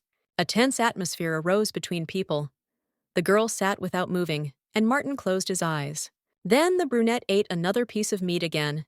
He clearly knew how to enjoy food. His hair was disheveled. The girl thought about it. Sitting with a young gentleman at the table is more strange than being in bed with him. Why don't you eat? Difficult to cut? The man asked, and the girl looked up at him with a hard look, pursing her lips. No, I'm just not hungry, the girl said, looking at the various dishes on the table. There were exotic products there. Where did you go today? The brunette asked, and the girl asked again. He said, Who did you meet? What did you do? Lynn replied. I saw a friend at lunch, Martin said. That's why you're not hungry. Eat a little. You won't find this kind of food in local restaurants, the brunette said, imagining her smile. He thought, Will she smile now? Then the girl looked down and said heavily, My lord, if you do not want me today, may I return? The man, who was about to present a fork with meat to the girl's mouth, froze in place, not daring to move, and then everything seemed to blur before his eyes. The world around became dim for the man with blue eyes. The girl looked up at him in surprise, raising her head higher. She barely opened her blue eyes. I changed my mind, the brunette said, and then put his hand on his belt. He towered over the blonde in front of him. Take off your clothes, the brunette said, lowering his stern gaze to the girl beneath him. He became more stern again. And go to my bed, the man said. After some time, various clothes appeared on the floor. The girl was fast asleep, closing her lovely eyes. Her hair was disheveled, saving her snow-white face. She must have been tired since she immediately fell asleep. Brings back memories of the day we first met. He remembered. Father, I need a personal maid, the little brunette said that day as she walked up to the older man. Then both men looked at the young girl with stern blue eyes. The boy looked rather tired. Elizabeth said it as if she was asking for a doll. Marvin remembered, and she said, I'll tell Marvin to take care. She needed a young maid. The brunette remembered the request of his younger sister. She then answered, "Thank you." And then Marvin approached Elizabeth, asking, "You already have enough assistants. Why another maid?" Being the opposite of an angelic face, she said, "I need a girl who will be punished instead of me." The brunette said, "Lately, Governess Luther hasn't been letting go, but I shouldn't have to endure beatings. Elizabeth is cruel and selfish." But soon after this, something happened in the garden. The man remembered. "Here comes Elizabeth," a certain person said, and Martin looked away, continuing to drink tea from a small mug. And then Lynn arrived at our estate. He remembered the first time he saw her behind Elizabeth. This is the new maid. She was petite and fragile. Martin thought, and then he remembered what everyone called him. Young Master Martin. People were running around and screaming, "Where are you, young master?" But the man, wanting not to hear them, hid in a tree. He closed his eyes, as if trying to sleep, and then became thoughtful. Why can't they just shut up? Sometimes I need to be alone. The young boy reasoned that day, looking at his outstretched palm. But suddenly, he heard someone else's snoring. The boy looked down and noticed a certain maid under a tree. The blue-eyed brunette immediately jumped from the tree, lost in thought. Is he shirking? The girl was sleeping, hugging her knees. But then the guy opened his blue eyes wide. It seemed as if they even began to shine at that moment. He noticed how wavy silver hair stuck out from under the girl's hat. Her eyes were closed. The man watched her as if spellbound. He did not dare take his eyes off the girl, only raising his eyebrows. I see tears flowing through her long eyelashes. The man thought, looking at her face up close. She was beautiful. Her hair shone in the sun like silver. A maid with crown-colored hair. He reasoned. And then the man simply froze a step away from the sleeping girl. Now he already understood. That's when I became curious. Who are you? This is a secret place, the brunette said, thoughtful. I wonder if her hair is the same as Her Majesty's? I've never been interested in anyone before, the guy reasoned, looking around the room. But the brunette could not take his eyes off the girl, smiling softly. He thought, I didn't care about the other maids. The man then stroked the girl's cheek, thinking again. But something about Lynn piques my interest. I want to hold her in my arms forever. I want to hug her all day long. The man thought, imagining this, like a child wanting an unusual toy. The brunette thought as he approached the girl. He kissed her softly. It's probably a sense of ownership. The man thought for a moment, and then lay down next to the girl, trying to fall asleep. I have no doubt that one day it will melt, the man thought. Lynn was contacted the next day. Take it with you. The silver-haired girl then grabbed the basket's handle tightly, lifting it with a heavy sigh. A calm day for once, the blonde thought, carrying a heavy basket with her. She was heading into the room. By the way, my lady hasn't been calling me lately, the blonde thought as she walked past another maid. But then another girl pushed her with her shoulder. The blue-eyed blonde clearly did not expect such actions, and then the girl fell to the floor, dropping a basket of heavy apples. The maid towered over her. Watch where you're going, that impudent maid said, looking at the blonde's confused face. She was lying among the apples. This is the dumbass there are rumors about. Too tired after my night's entertainment, no less, she said. I'm sure she's the one spreading the rumors. Marie was recently taken, since she received my lady's favor, she thought. I'm sure she's the one spreading the rumors. Marie was recently taken, since she received my lady's favor, she thought. The blonde then simply began collecting apples into the basket, exhaling heavily. She said, I'm busier now. I still feel freer away from my lady, the blonde reasoned, collecting all the fruits in the basket. But then, a few moments later, Muriel's face appeared in front of her, which was filled with sympathy. The green-eyed girl turned to Lynn, saying, You probably can't tell me everything now. I'm sorry I didn't stand up for you, the maid said, but then added, Remember that I am always on your side. Lynn thought about it. Muriel, how can she trust me in a situation like this? Her words made me happy. But suddenly, the maid was called. Hurry up, Muriel! And the girl immediately left, leaving the blonde alone again. I began to hope that the situation would somehow improve. The girl reasoned as she washed the windows of the building. But suddenly, the voices of the maids were heard. "We were all told to gather in the back garden. Milady wants to see us." "But of course," the girl thought when she heard the girls' voices behind her. She presented the whip. And also in her imagination, there was a clear image of Milady with long, beautiful hair. And in his hands is a whip. Then the girl turned around, glaring at Diane with a stern look. The girl understood. The world has other plans for me. All the maids went out into the courtyard, and then began to whisper, asking each other, "What's happening?" They couldn't stop chatting, asking their girlfriends, "Why has my lady gathered us here?" Everyone felt uncomfortable. But then my lady swung her whip, and then exclaimed, "Quiet!" The maids were scared and did not dare to contradict the girl. "I know, including the vile rumors that are circulating around the estate. I heard there is one impudent maid. She insisted. She dared to seduce my brother Martin." The girl exclaimed, and the blonde covered her mouth in fear. And then the brunette with blue eyes waved his whip again, as if calling some person closer to him. "Lynn, come forward," Milady said, turning to the innocent girl who had already crossed her hands in prayer. The blonde stood in front of Milady and shook with fear, bowing her head. Elizabeth looked at her sternly. She thought about it. So the rumors finally reached my lady's ears. And then the brunette ordered her, "Speak up, Lynn." Elizabeth smiled as she spoke. "Your arrogance knows no bounds. How dare a pathetic maid seduce the heir?" She kept saying. "I am merciful, but this cannot be forgiven.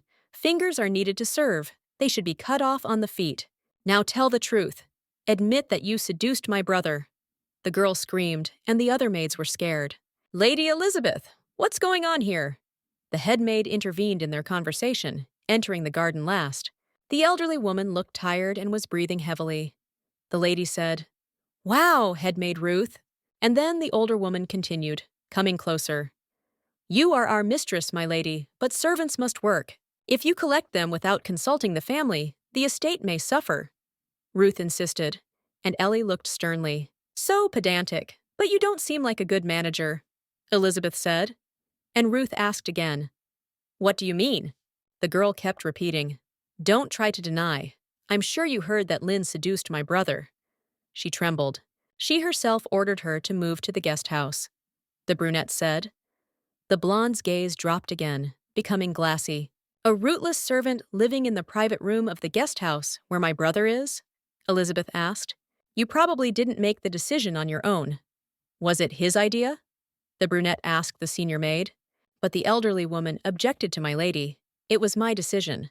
The brunette froze in bewilderment, and the blonde too. "Why is the maid lying for me?" she thought. And she said, "I was transferred to a guest house and given a room. Lynn volunteered to turn out the lights at night. She didn't want to wake up the servants, so I gave her a room in the house." She said, "I also do my rounds after she's done, and Lynn never left her bedroom." Ruth said, "Milady, the main maid is lying." A certain maid from the crowd shouted, raising her hand up and attracting attention. The brunette then smiled brightly and scratched her chin as she said, "There you are. Will you tell them the truth, Marie? What are you doing? Are you trying to frame the head maid?" The maids behind them screamed, grabbing the girl. "Don't you dare lie to me. Do you have proof?" the brunette asked, looking at the maid. She answered, "Yes, my lady. I can say with confidence that the rumors are true," Mary said, looking slyly at the head maid. "After all, I saw it with my own eyes." The girl spoke throughout the words, remembering how she watched Lynn that night. "I saw Lynn enter the young master's chambers," the maid said, remembering her burning eyes. "So we have a witness," the brunette said, transferring the scarf to Marie. She smiled slightly. "What are you standing for? Tie the slut to that tree," Elizabeth said, and then Lynn was grabbed by the other maids.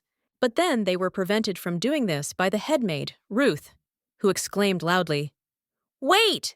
How dare you disobey these orders, Ruth? You'll wait until you're next," Elizabeth insisted. But the elderly woman interrupted her, turning to Marie.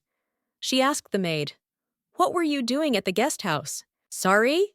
the girl with long hair asked in confusion. She was clearly surprised by such a question from a woman. But then she said proudly, "I just wanted to help." "And what? Do you think she tried to seduce the master, like Lynn?" But then, as if ignoring the maid's excuses to herself, the head maid began to search her pockets for something. And then, the elderly woman threw a whole bag filled with various things on the floor at Elizabeth's feet. And seeing this, the girl opened her eyes wide and even recoiled. She was very and clearly frightened of what was coming. The maid said, "Milady, in recent months, the guest house staff have reported that some of the jewelry has gone missing, and I found what was lost in Marie's things." Ruth said, and people whispered, "Did she set Lynn up to avoid getting caught?" And then Mary fell to her knees, and she looked tired. "They slander me, my lady!" the girl screamed, reaching for Elizabeth. "I actually took the trinkets, but I definitely saw Lynn enter the young master's chambers." She screamed, "What an idiot!" This was the perfect opportunity to teach Lynn a lesson while saving her face, she thought. But then, moments later, Elizabeth began to bite her lips and wanted to scream. "This dumbass ruined everything for me." The brunette then turned away from Mary, giving her a cold look. She said, "Idiot! How dare you lie to me? What are you standing for? See her!" the girl with blue eyes screamed. And Lynn thought, what just happened? Why is Marie being tied up instead of me? Why did the head maid draw herself to help? Lynn reasoned. After everything, Marie was kicked out of the estate, and as soon as she left, the maids rushed to apologize. She remembered. The girls came up to her talking. "I'm sorry, Lynn. Me too. Read that I thought badly of you." She smiled. The maids made excuses. "Marie made us poison you. Would you like some berry pie?" they asked. "Don't you need to apologize first?" Lynn asked, and she answered, "You're right. I forgot. Sorry. I didn't expect the situation to become so peaceful again." The blonde thought, saying, "It's okay, I understand." Then the girl sighed heavily, freezing in one place. The blonde only slightly parted her puffy lips, and then the blue-eyed girl fell to the floor. But the maids quickly caught her, asking, "Are you okay, Lynn?" "Lynn, really?" one of the maids asked, pointing again. Others immediately recoiled. The girl pressed the handkerchief closer to her mouth, and tears immediately flowed from her blue eyes. She thought, "Is this toxicosis?" The maid slapped the other girl on the head as she spoke. "They said that the rumors are lies," she answered. "Sorry. Nausea does not necessarily mean you are pregnant." Lynn must have been nervous. The maids behind them spoke. "Shall I go to the hospital with you?" someone suggested, but Lynn answered, "I'm fine." And I thought, it's difficult to describe the feelings. I'm scared, but at the same time I feel strangely excited, Lynn reasoned. Suddenly, the door to the room opened. "It's you, Ruth," a certain man said, looking at the elderly woman in front of him. She carefully closed the door behind her. "Per your orders, I have eradicated all rumors regarding Lynn once and for all," the maid said. Martin stood near the window, barely smiling at this news, clasping his hands behind his back. He turned to Ruth. He said, "Thanks for your hard work." Ruth answered, "I was only fulfilling your request, young master." Then the elderly maid began to think. "I knew something was going on between the young master and Lynn. Do you want to say something?" he asked. "I've known Martin since he was born, but I've never seen him so interested." The maid snapped briefly, and then folded her hands over her long dress, barely tugging at the snow-white hem. "Gentlemen have their own personal lives, and I must keep their secrets," she thought. Martin was then told, "The guests have already arrived." And then, after some time, the blossoming buds of white roses appeared before the eyes of the young brunette. And then, when the man walked a little further, he was able to see tea being poured into a pink service. "You can all go," Martin said as he sat down opposite his two guests. They answered in unison, "Yes, my lord." "So what brings you here?" the brunette asked, sharply raising his head at them. His gaze was again stern and cold. "Elena, Philip." He turned to two smiling guests. Their eyes tried to show warmth and tenderness towards Martin. Philip said, "Don't be cold. We haven't seen each other for a long time." Martin answered, "We've seen enough of each other at the academy," the blonde said. "I've heard that Ereuput estate has become notorious for its nightly parties. The whole city is talking about this," Philip asked. "Why didn't you stop him?" Elena answered, smiling. "I couldn't resist. The cocktails are too tasty." Elena insisted. Trying different types of drinks is fun, but they don't have parties anymore. He answered. Interest has dried up. Then the man looked at his mug of tea again and said, Don't tell me you came all the way to find out. Well, that's one of the reasons why I'm here. Soon I will become my father's successor. Philip repeated, looking down.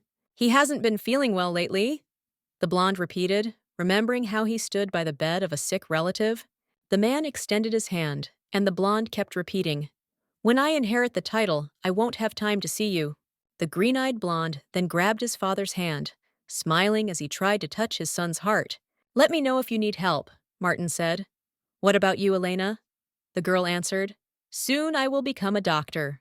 The brunette asked. Will your patients be women? She said. This is a new direction. It was difficult to convince my father, Martin asked. Why did you come if you come again? Elena asked. I wanted to see someone I knew. Philip interrupted. Then, after some time, a certain girl admired an expensive piece of jewelry made of diamond and silver. The girl could not take her eyes off the decoration and then muttered in fear. What should I do about this? What are you doing there, Lynn?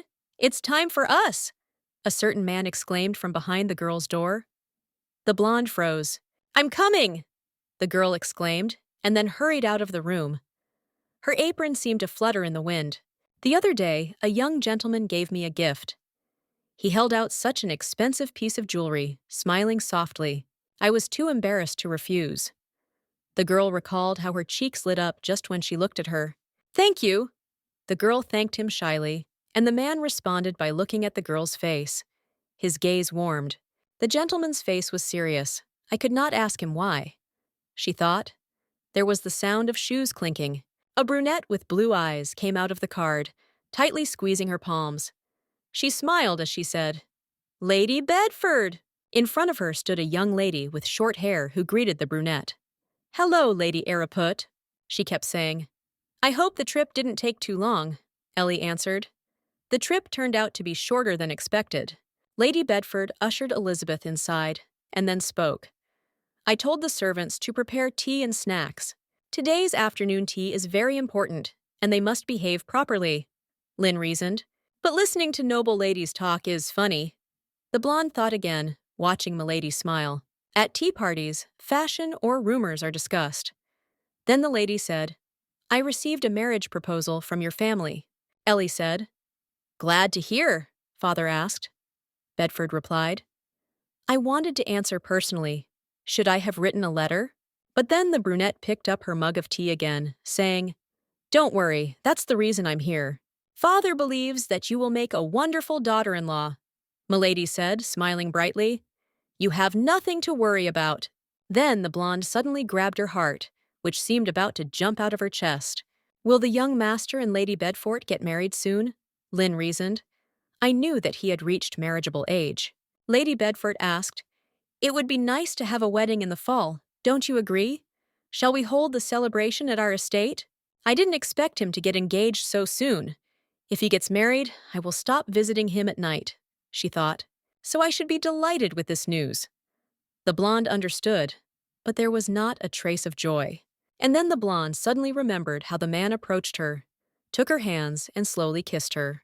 But the thought of a man kissing and hugging me, the blue-eyed girl thought, lost in thought, he will eventually become the husband of another woman, the girl thought, remembering how tightly she held his hands. The green-eyed maid nearby also noticed the changes in the girl. She whispered to Lynn, Lynn, you're all wet. Everything is fine? The maid asked, looking at the tears flowing from the cheeks of the girl next to her. I'm fine, the blonde said, wiping away her tears. This hurts a lot more than I expected. I'm still worried about Martin, a certain man said, watching the tree branches. Another asked, Why? Elena insisted. He wasn't like that at the academy. All he does is hunt or get drunk, holed up in a guest house, the girl said. Probably marriage will straighten his mind. And Philip, smiling, exhaled as he spoke. Time will show. But then, they suddenly saw familiar faces ahead of them. Lady Elizabeth stood next to two maids. Elizabeth! Elena and Philip exclaimed loudly. The girl was surprised when a certain person suddenly turned to her. Ellie moved closer, asking, "Philip, Elena, when did you arrive?" The guy said. "We've been planning to return for a long time." Elizabeth asked. "What a pity. If you have time, would you like to drink tea?" Philip replied. "I'd like to, but I have to go. Sorry." The lady with red hair turned her attention to the maid with her hair covered behind her. She thought, "This girl. This is the same maid I saw that night near the guest house." The girl recalled their first meeting. Then a man ran up to her to help. Elizabeth said, "Sorry to hear this. Hope to see you soon." Then the girl lost her chin as if she was thinking about something. And Philip asked interestedly, "What are you thinking about?" "About that maid standing next to Ellie." Elna answered, and Philip asked, "Are you talking about Lynn?" She said, "Is that her name? She's quite unusual." The blonde answered thoughtfully, looking up at the sky with his green eyes. "Maid with silver hair." Philip said, and the girl asked again in surprise, her eyes widening. "How can a commoner have a crowned color?" the girl asked, and Philip answered, "Coincidence. Her Highness Regina is His Majesty's only child." Philip said, and Elena thought, "That's why Martin is fascinated by her." The girl understood. And at night, when the guest house was plunged into darkness, something happened. The man kissed the girl on the neck again and again. The blonde only sighed heavily every time he touched. The man was hugging a girl whose hair was bright silver. And then the girl awkwardly turned to him. "Young master," the girl suddenly said, her blue eyes wide open. It was as if she was trying to resist. And then the blue-eyed brunette finally froze, not daring to move forward towards the girl. He narrowed his eyes, watching. And then that girl pursed her lips as if she was trying to force her not to her feelings. "Should we get married at Bedford Manor?" the lady asked, dreamily placing her palms on her face. The girl narrowed her eyes and said, "Daisies are beautiful at this time. The wedding ceremony will be exquisite." Remembering all those moments, the blonde suddenly froze in bed, not allowing the man to touch her. "What happened, Lynn?" the man asked, kneeling next to the girl. The blonde grabbed the sheets. The blonde then looked down with her blue eyes and asked, "Why did you give me the jewelry?" The man froze, clearly not expecting such a question. He was surprised, and therefore even asked the girl again. "I decided that it suits you." "Why are you asking?" he said, and Lynn answered, "This is too much for me, a maid. Stop worrying about it and focus on us," the brunette said, kissing the blonde's neck again. But then, drawing air into her lungs, the girl suddenly decided to ask, still searching for the right words. "What if I get pregnant, my lord?"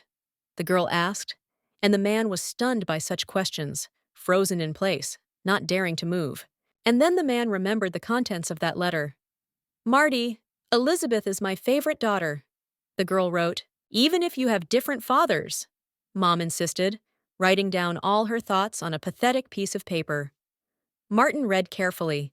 "I want you to protect her," Mom said, and then the boy began to pull his dark hair, frowning. And then the man grabbed the girl's shoulders tightly and shook them, jerking the girl back and forth. She was surprised. The blonde tried to back away, rubbing her shoulder. "It hurts, my lord," she exclaimed in a trembling voice. "This won't happen," the man snapped harshly. The girl looked at him in confusion, her lips parted. "But there is a possibility," the blonde exclaimed, looking at the man in front of her. "She's gone," the brunette exclaimed.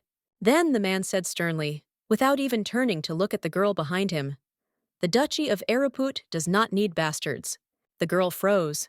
Her gaze immediately changed, became more disappointed, and her mouth barely opened, about to object.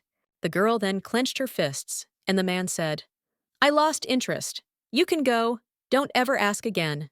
"Why do I feel this way? Because he abandoned our child?" the girl thought, imagining the flowers. It was already beginning to get dark outside. The sun's rays were setting over the horizon. Sunset was approaching. Someone was surprised.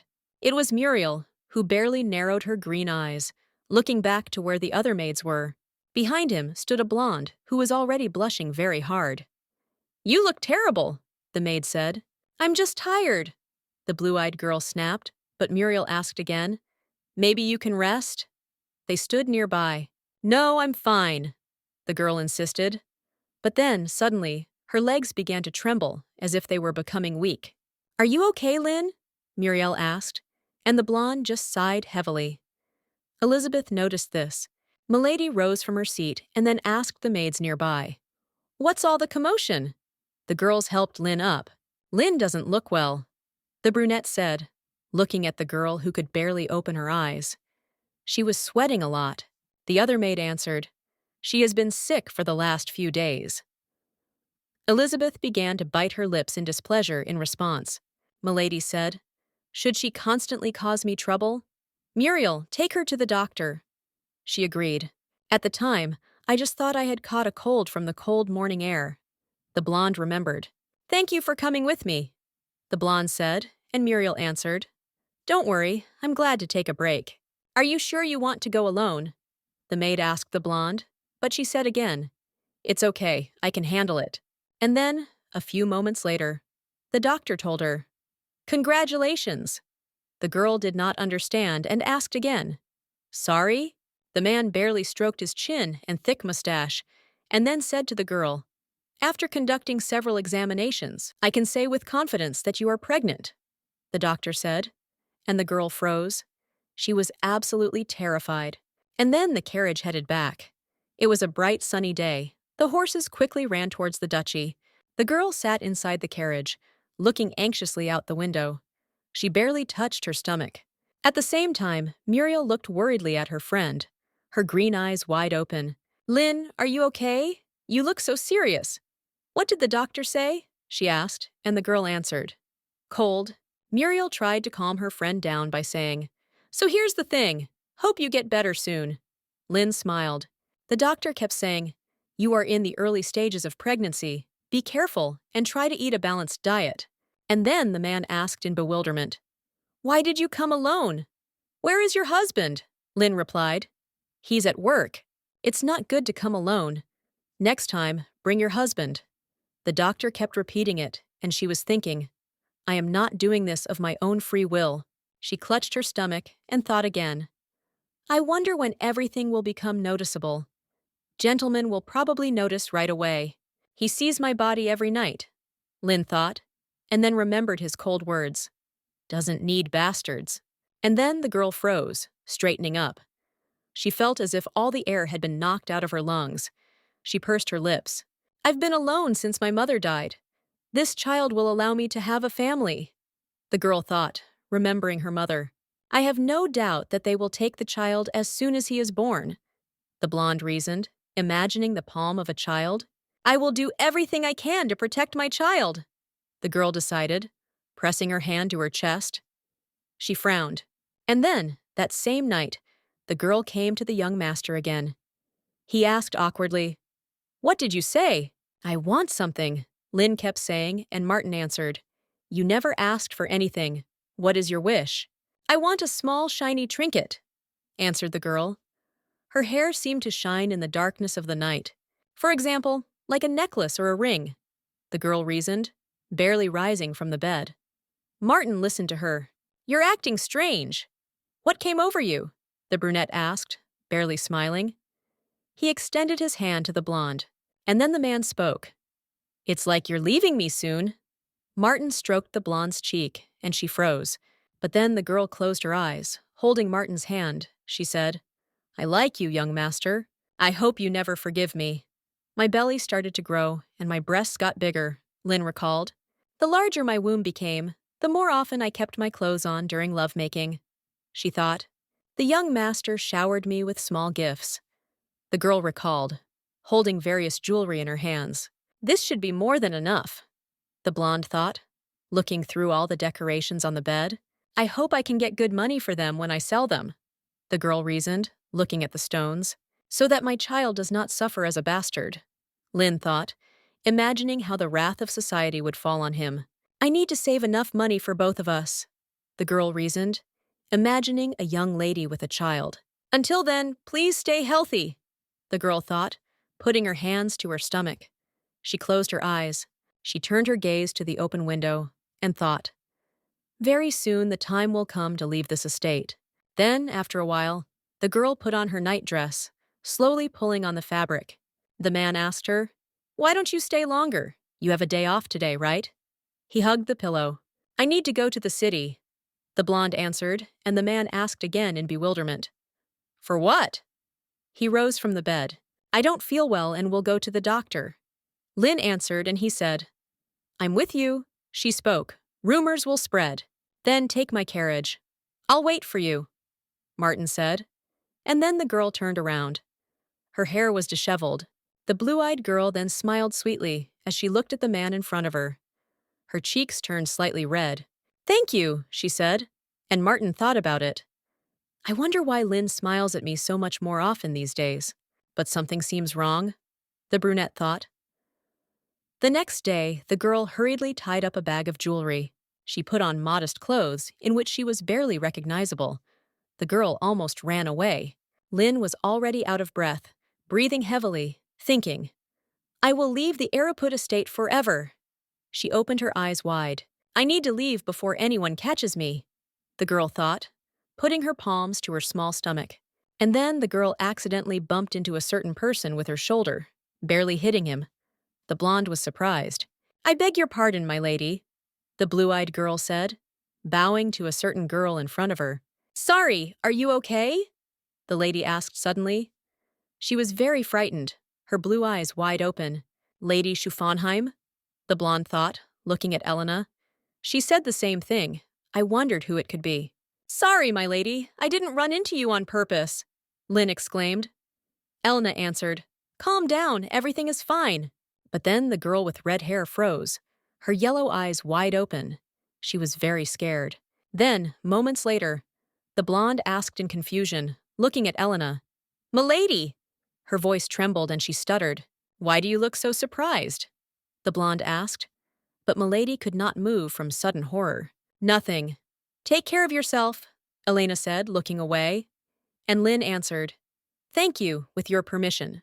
And then the girl walked away, again trying to escape from this Ereuput estate. Elena looked after her. Is something wrong, milady? Asked one of the maids. Elena answered, Everything is fine. And I thought about it. Am I wrong? No, it can't be. Or maybe, milady reasoned, without taking her eyes off the gait of the blonde in front of her. Lynn was already in town, she was told. It's a pleasure doing business with you. I'll give you a high price if you bring some trinkets. The bag is quite heavy, the blonde reasoned, clutching tightly to get the money. She immediately picked it up. The blonde then smiled softly as she thought. The money received for trinkets turned out to be more than I expected. I turned everything I had into cash. And now I need to convince the coachman to return without me, the girl reasoned. And then the blonde muttered, What should I do? This is the only way to leave the village, she reasoned. But then, suddenly, a man grabbed her by the shoulder. The girl shuddered, very frightened. Lynn, what are you doing here? The man asked. And the girl looked up at the stranger with a frightened look. She froze. What are you doing here? Minos asked her, smiling softly. He put his hand on her shoulder, and the girl was surprised. What should I do? The girl thought in fear. And Minos kept repeating, What a coincidence! Are you having a day off today? The girl put on a friendly smile and then answered, Yes. She thought about it. Why did I encounter Minos? Scared? He asked. Lynn replied, No, I was just thinking. How are you? He answered. I'm carrying out the assignment now. I didn't know you were working now, the blonde insisted. And Minos then opened his eyes wide, looking at her. Shall we have some tea, Lynn? I think you should sit down and rest. You're so pale, the man insisted. I need to leave as quickly as possible, the girl reasoned, looking up at the man in front of her with a tired look. But I may never meet Minos again, the girl reasoned, looking at the warm gaze of the young man. And so the girl agreed. They went into a small restaurant, and the blonde ordered chamomile tea. They sat opposite each other, drinking tea. The girl lowered her head, and a heavy silence hung between them. The taste is amazing, as usual, the man said, cutting through the silence. The girl could not utter a word. Agree, the girl said, and then began to tightly grip the snow-white hem of the modest dress. My legs began to tremble. Lynn, the man suddenly said, and the girl immediately looked up at him with her devastated blue eyes. I've seen a lot of people quit their jobs at the docks. This is not an easy task, Minos said, closing his eyes. But when he opened them, the man barely squinted as he spoke. Therefore, I began to understand others quite well. I can see which newcomer will leave immediately.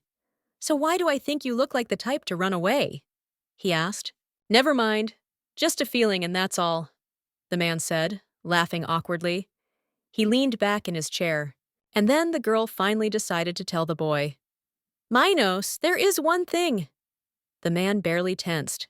The girl thought, pursing her lips. I don't want to lie anymore. It is enough that I deceived the young master. In fact, I'm about to leave the duchy of Ereuput, the girl said, and the man froze for a moment. Why is this happening all of a sudden? The man asked, stuttering. Wait, are you even allowed to quit your job like that? He asked. I don't understand how you can say you're leaving. The girls behind were whispering. Looks like she's breaking up. The point is that I'm running away, the girl said, squeezing her stomach tighter. The blonde looked away from her blue eyes. I have my reasons. I have no strength to stay here anymore, the girl insisted, and the man seemed to want to object. He then frowned and also scratched his eyebrow. The man finally spoke. Lin, let me ask you something. Were you going to leave without telling me? The man asked, and the girl squeezed her dress, answering him. Sorry. Then the man jumped up from his seat, placing his hands on the table. He screamed loudly. I can't believe it. Lin froze, but then the guy with red hair clenched his jaw. He frowned as he watched the girl. He felt strange. He noticed how the girl squeezed her stomach even tighter and also seemed to try to hide. He thought, Lin. Judging by the expression on her face, something happened. Minos reasoned, looking at her narrowed blue eyes. Since childhood, Lin has experienced difficulties, but she endured everything in silence. So this is a serious matter, he reasoned. Minos then calmly asked the girl, So what are your plans for the future? How did you plan to leave the village? I was going to use the carriage, the girl answered, and the man said in bewilderment, This way you will be caught right away. Minos asked. Why not use the ship? You know that I work at the docks, he reminded. I'll get you a ticket on the first ship leaving tomorrow, the man said, and Lin, not believing, asked again.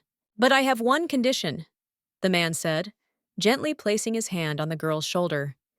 He exhaled heavily.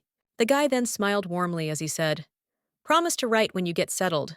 I'd like to know how you're doing. The girl froze, looking at the guy with a warmer gaze. She lowered her eyebrows and her cheeks turned crimson. I will do so, the girl answered, and the man asked again, Do you promise?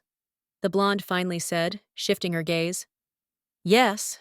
I spent my last day in the village with Minos, the girl reasoned, remembering their walk. I didn't know if our paths would cross again. The girl was reasoning, but suddenly noticed something interesting in the distance. I wanted to thank him for his kindness, the girl reasoned, and then handed the red-haired man a checkered scarf. The grown man became embarrassed when he accepted the gift. He tied it around his neck, looking in surprise at the girl in front of him. And do it in any way available to me, the girl reasoned, and then laughed loudly, looking at her friend. Minos, you helped during the most difficult time of my life, the girl thought. After a while, it was already deep night. Minos led him into the room, saying, You'll stay at a hotel. It's in the middle of nowhere. No one will know you're here, he kept saying. I'll be back tomorrow morning with a ship ticket, Lin replied. Thank you, good night. She opened the window. I can't believe it. Tomorrow I'm leaving here forever. It was strange to even think about such a thing. She looked up at the sky, but suddenly the girl's gaze changed. He became more sad and disappointed. Her hair was tousled in the wind. This is the first decision that I was pleased with for my own sake, the girl reasoned, remembering how she served in early childhood. My life has always been under the control of others, the blonde reasoned, remembering how she served in adulthood, because of which I had to suppress my own self, Lin reasoned. This continued in the relationship with Martin, but now everything is different. I have a reason to live, Lin thought, turning away from the window. She stroked her stomach. It pains me to leave the village, the blonde suddenly thought. She narrowed her blue eyes and also frowned. I will miss the head maid, Muriel, and the other maids, the girl reasoned, remembering their smiles. I'll even miss Lady Elizabeth. Suddenly, the girl began to think, remembering Milady's dissatisfied face. And to young Mr. Martin, the girl thought, remembering the warm smile on the lips of the blue-eyed brunette. Farewell. I will remember you all with love in my heart, the girl thought, looking at the night sky again. But then, morning came. The Ereuput estate came to life again. The maids had already started work, and the residents woke up. A certain man was moving quickly along the long and spacious corridors of that huge, beautiful building. Lynn didn't come to my chambers last night, Martin thought, wandering around his estate with blue carpets. This has never happened before. The coachman returned without her, saying that she needed to run errands. He reasoned. What's happening? The brunette thought when he heard screams. What are you trying to say? Repeat quickly. How is this even possible? Don't you dare lie to me, Elizabeth shouted, and the maid answered. We are looking for her everywhere. What's happening? The brunette asked sternly, entering the room. The maids asked. What are you doing here, my lord? How dare she? Elizabeth screamed. The maids spoke to the young master, as if trying to justify themselves. The fact is that Lynn, my lady's personal maid, has disappeared. The man froze, eyes wide in surprise, and before the girl's eyes there was a busy street. All the people were in a hurry somewhere, in a hurry, saying goodbye to loved ones. Here is the ticket for the ship, as promised, Minos said, handing a certain piece of paper to the girl. The blonde took it. He said, The city of Niora should be safe to live alone. She answered, I won't forget what you did for me. It's a pity to say goodbye to you, the man said, and then patted the young blonde on the head, sighing heavily. The man then smiled brightly and also said, Promise that you will be happy. The smile came out sad. And don't forget to write, the red-haired boy repeated. The girl looked at the guy with regret, holding back tears. Thank you, Minos, the blue-eyed girl thought as she finally slowly climbed aboard the ship. Then she saw the man waving to the girl with both hands, saying goodbye to her forever. She barely raised her hand. But then the girl also hurried to say goodbye to the guy, after thinking, I may go far, but I will not forget you. But the man remained standing even when the ship sailed far from land. Minos accompanied the girl. In another place, a loud scream was heard. Curse! A certain man broke his set with one blow. It was Martin, who was breathing heavily, trying to absorb the new information. He waved his arms around. What the hell happened? The man asked, clenching his jaw tighter. He frowned and his veins bulged. Lynn disappeared. It seems she ran away the day she went to the hospital, the guy reasoned, remembering her. I found her room. The man recalled how he rummaged through her things. Muriel stood behind him, surprised. He understood. Things are missing. Then the maids began to whisper. What is the gentleman doing in her room? Were those rumors true? And then the blue-eyed man sat down tiredly on the sofa, sighing heavily again. My thoughts were spinning randomly. Then the man thought, Damn, why am I acting like this? She's just a maid, so why am I so tormented? And then there was a knock on the door for 24 hours. The man crossed his arms, looking sternly ahead. His gaze was cold again. The gentleman said, Sign in. A young man's head appeared from behind the light door. He said, It's me, my lord, the blue-eyed brunette asked. Did you do what you were told, Tommy? And the servant tried to explain the situation. I looked in every place she could have gone. The guy with wavy hair reasoned. He scratched the back of his head. Have you seen this girl? Tommy recalled how he finally asked the man with the beard this question, on orders. Yes, I remember her, the man said, rubbing his glasses. He picked up a piece of paper, eyes wide. The man said, She came with a bag full of jewelry. They were worth more than what I had in my arms. Wait, did he say jewelry? The blue-eyed brunette thought. Listen to the retelling of his faithful servant. And then the man remembered how surprised he was at her first request. She kept repeating that night, I want something. And then the blonde asked my lord, I want a small shiny trinket. She looked serious. Pack your things, Tommy, the blue-eyed brunette said, and the servant asked again in bewilderment, What? Excuse me? I don't understand. So you've been planning your escape all along, he understood, saying flit. The man said sternly, Find her and bring her to me. He thought about it. Lin, did you really think you could leave me? The man was thinking, I will find you no matter what. But the girl was already far out to sea, swimming away. It's time to eat. Finally food. Cheers of joy were heard all around. They were pouring out a strange citrus soup. Eat, you must be hungry, said a certain woman, Lin. The blonde answered enthusiastically. Thank you, that stranger said. You are brave for traveling alone. Then the blonde laughed in response. But then, a moment later, she heard the screams of a small child. Mommy, I'm hungry, he insisted. Wait, let me blow. Now open your mouth, a certain woman said, smiling softly. She fed her son with a spoon. What a sweet child, Lin thought. The child asked, When will we get off the ship? Mom answered, Be patient a little. And then the girl smiled, watching the family idol. She muttered, Soon I will also become the same mother. Mom! Suddenly the girl thought. Then she opened her eyes wide. It seemed as if the world was lit up. I didn't call myself that. I didn't imagine that I would become her. After my mother died, I was surrounded by good people, she thought. The girl remembered how she laughed loudly in the company of other maids. How Muriel smiled brightly. But deep down, I felt this feeling of emptiness, she thought, imagining a broken crystal heart. This child will become my family, the blue-eyed girl thought, gently placing both palms on her stomach. Child, Mommy will do everything she can to protect you, the blonde thought, turning to her child. At the same time, the bright rays of the sun illuminated the guest house. The glare shimmered on the windows and reflected from the roof.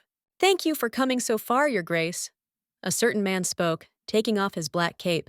The man kept repeating, How was your visit to the imperial palace? Mr. Ereuput replied. Not too good, the gentleman said. His Majesty has been ill for several years. He frowned, scratching his chin. But in recent days, it seems to be in critical condition, the man said, remembering the sick face of the emperor. Princess Regina, the sole heir to the throne, may ascend to the throne sooner than we expected. He insisted. He remembered the blonde's face when she squeezed her father's hand and said, She is smart and will become a wise ruler. Then the master asked, By the way, what's wrong with Martin? Has he finally come to his senses? The servant bowed and answered. The butler averted his bashful gray eyes, and then finally spoke. Ever since that maid ran away, he drinks himself into oblivion at the guest house. The butler continued, remembering the spilled bottles of alcohol. He said, I have never seen the gentleman behave like this. The Duke replied, What an idiot! This is a pathetic maid. But then, when the man had already entered his office, the door opened again. The Duke said loudly, Sign in! He was very surprised to see the girl in front of him. The Duke said, Nice to see you again, Lady Bedford. The girl smiled as she spoke. Of course I should have come, Your Grace. After all, I will become your daughter-in-law. The brunette was still sitting on the blue sofa with his head resting on the back. He sighed heavily, trying to compose himself. But then there was a loud knock on the door, and therefore the brunette had to open his eyes. True, he was in no hurry to speak. Lady Bedford appeared at the door and smiled sweetly as she told the man. Hello, my lord. I don't remember letting you in, he said. And Lady Bedford walked on, speaking. Thank you for your warm welcome, the girl said. You know that our engagement ceremony will take place in a couple of days. I'd like to discuss the details. But then the blue-eyed man interrupted the girl, addressing her sternly. He barely smiled as he said, Lady Bedford, we both know this is a marriage between our families. You don't need my opinion about the ceremony, he said. And then, a few moments later, the girl grabbed the back of the chair as she spoke. You are especially prickly today, the lady said. And don't say that you suffer for the maid. You're a noble, so why not act like one? Then Lady Bedford smiled happily, narrowing her eyes. She said, I can't wait to become the Duchess of Ereuput. The girl continued to repeat. You see, I am an ambitious woman. The man looked at the girl with a stern look. She turned away as she spoke. It doesn't matter whether you have feelings for me or not. Nobles do not marry for love. And another of Martin's servants walked the streets, showing people Lin's portrait.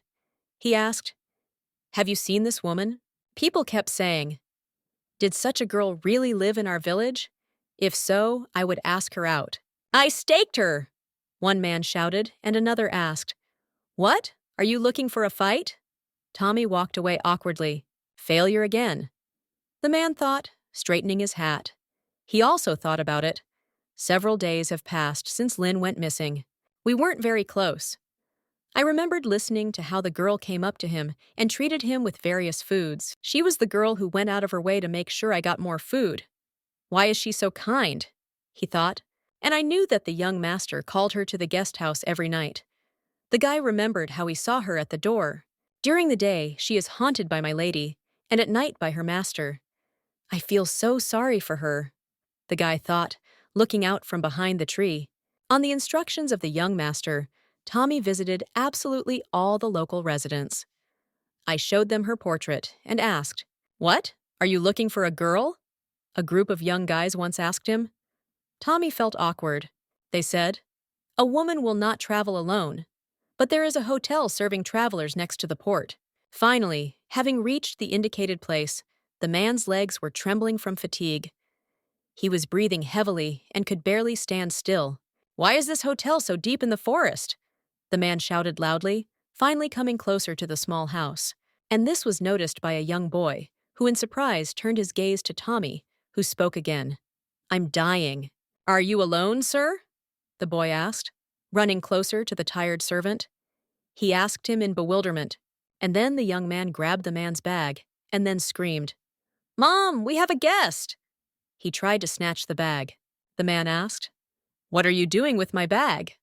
The boy answered, "I just want to carry it for you." But then Tommy screamed, "I'm not going to stop here. Have you seen this girl before?" He held out the portrait, and then the young man answered, "Yes, I remember her." Tommy asked in surprise, "Is it true? Can you tell us about it?" The child kept saying, "She was very kind and gave me some chocolates.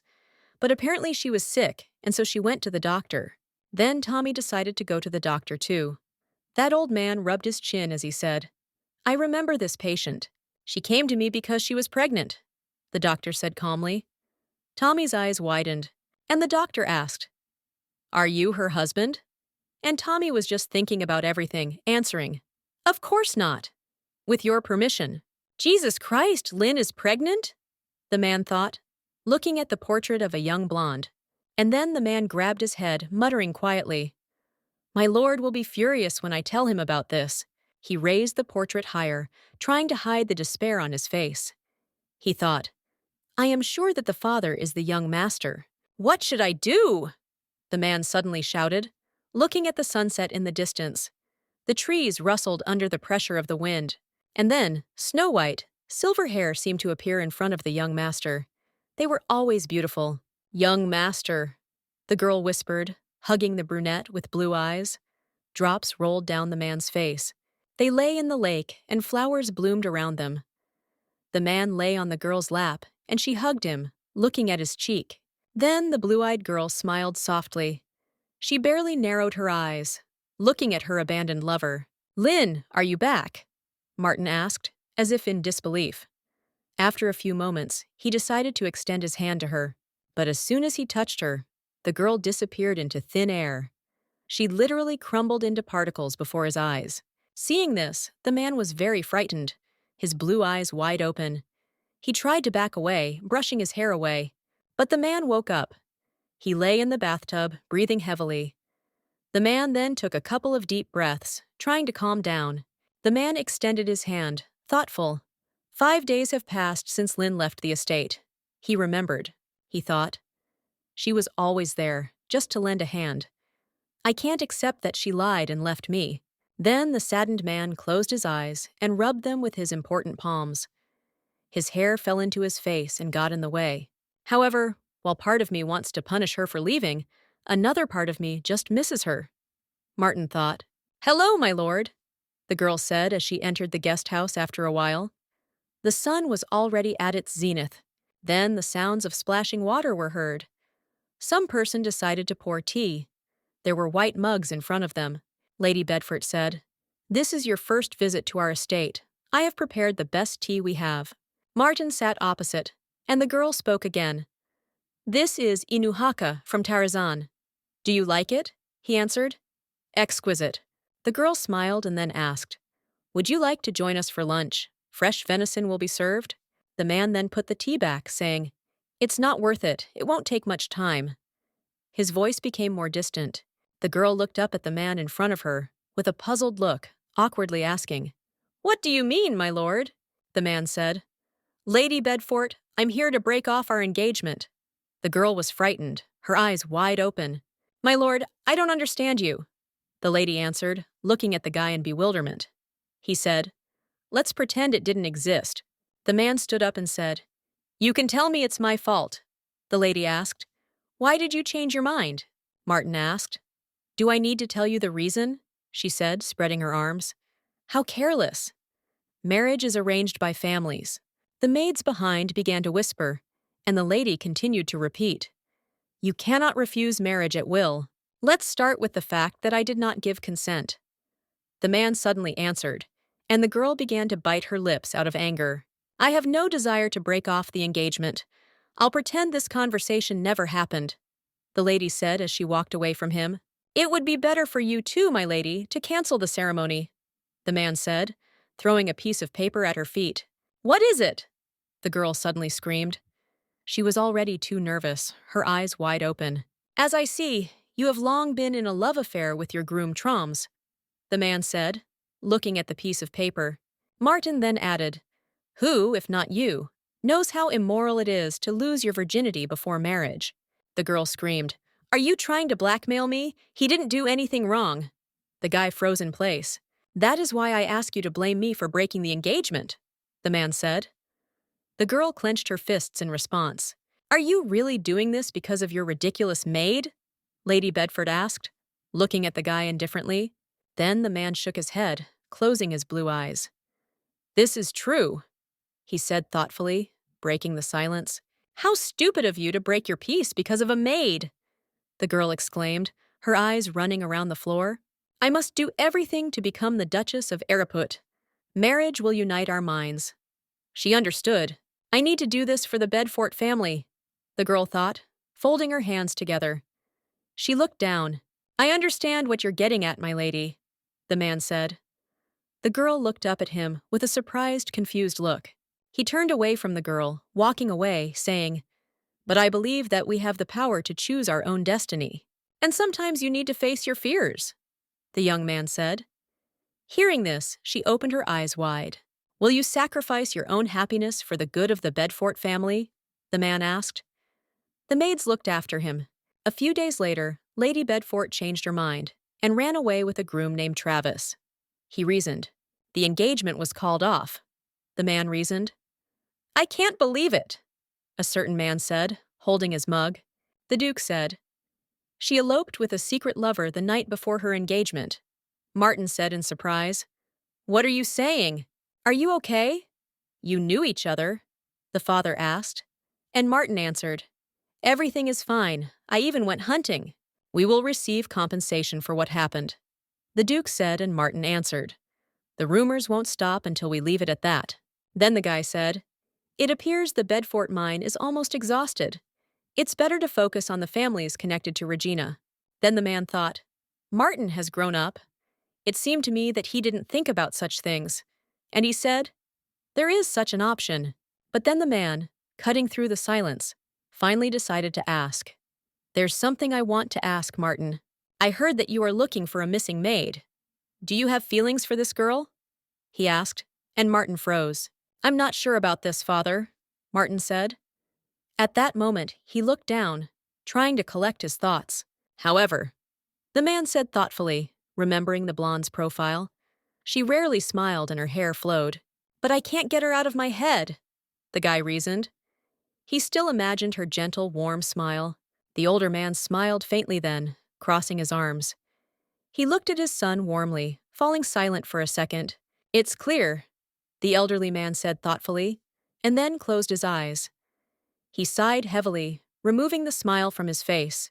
And then the Duke said, I know for sure that Her Highness is in love with a knight from a small neighboring country.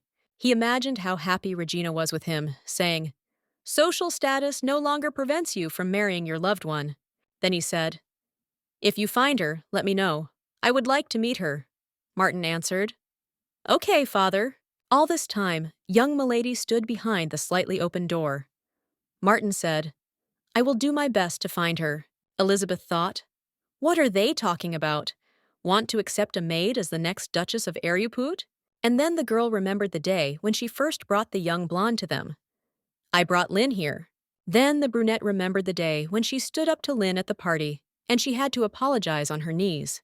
I wanted to take my frustrations out on her, the girl thought, remembering the moments when it worked. If Lynn marries Martin and becomes the lady of the estate, then I will be on my knees, Elizabeth reasoned.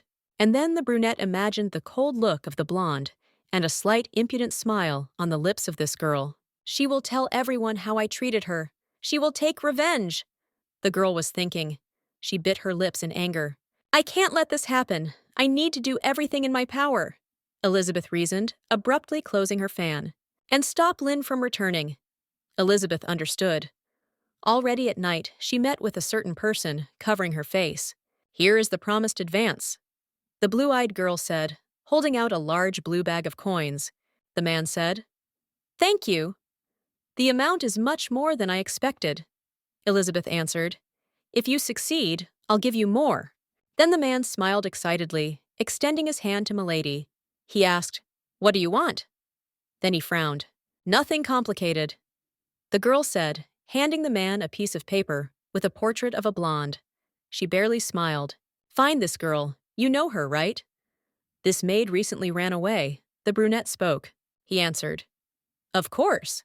She was your personal maid. Milady answered, How's that? This will make the task easier. She is already very far away, the brunette said, imagining the maid wandering through the dark alleys of various cities.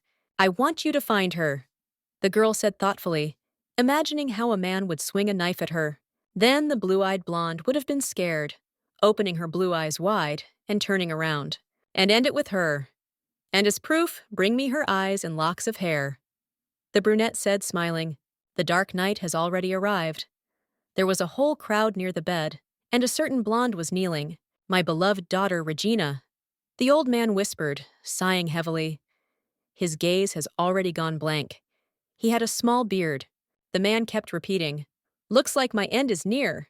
The blonde began to cry, squeezing his hand tighter. Don't leave me! And then the old man stroked the blonde's cheek, wiping away the wet trail of tears. He said, I want to tell you something. The man turned his attention to the girl's long silver hair, saying, I was silent about this for a very long time, but the time has come to reveal your secret, the old man whispered, imagining another girl next to Regina. After some time, the ship was already approaching land. Seagulls flew above them, as if accompanying them on the right path.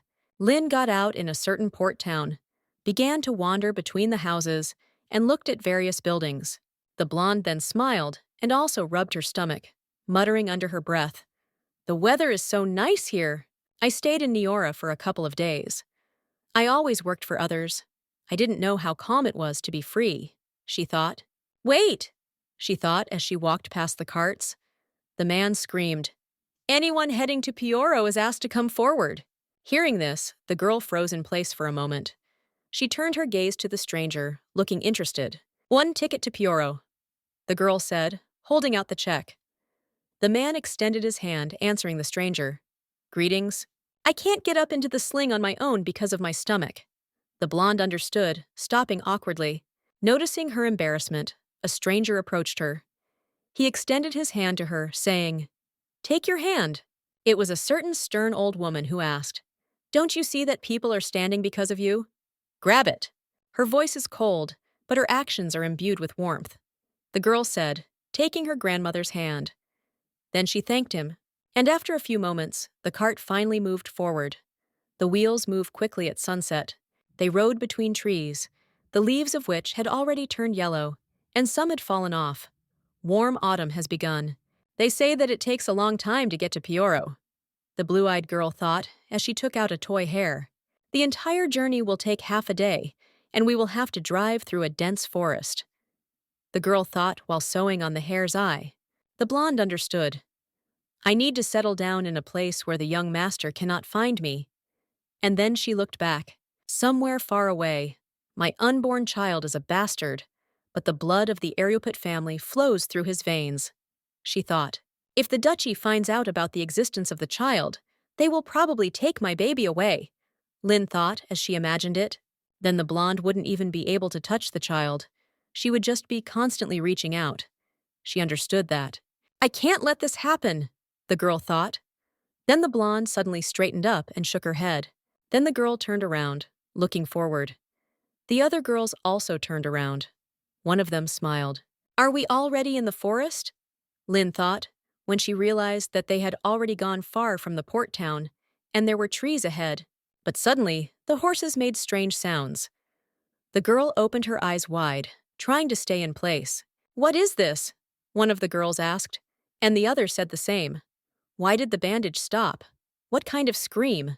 But a clear voice interrupted a certain man, holding a pistol in his hands. He lightly pulled the trigger when he saw the girls. Everyone keep quiet, said the man, whose face was covered with a mask. Behind him stood two more robbers, and then the man frowned, his gaze stern. He said, Give us everything you have. And he showed a pistol.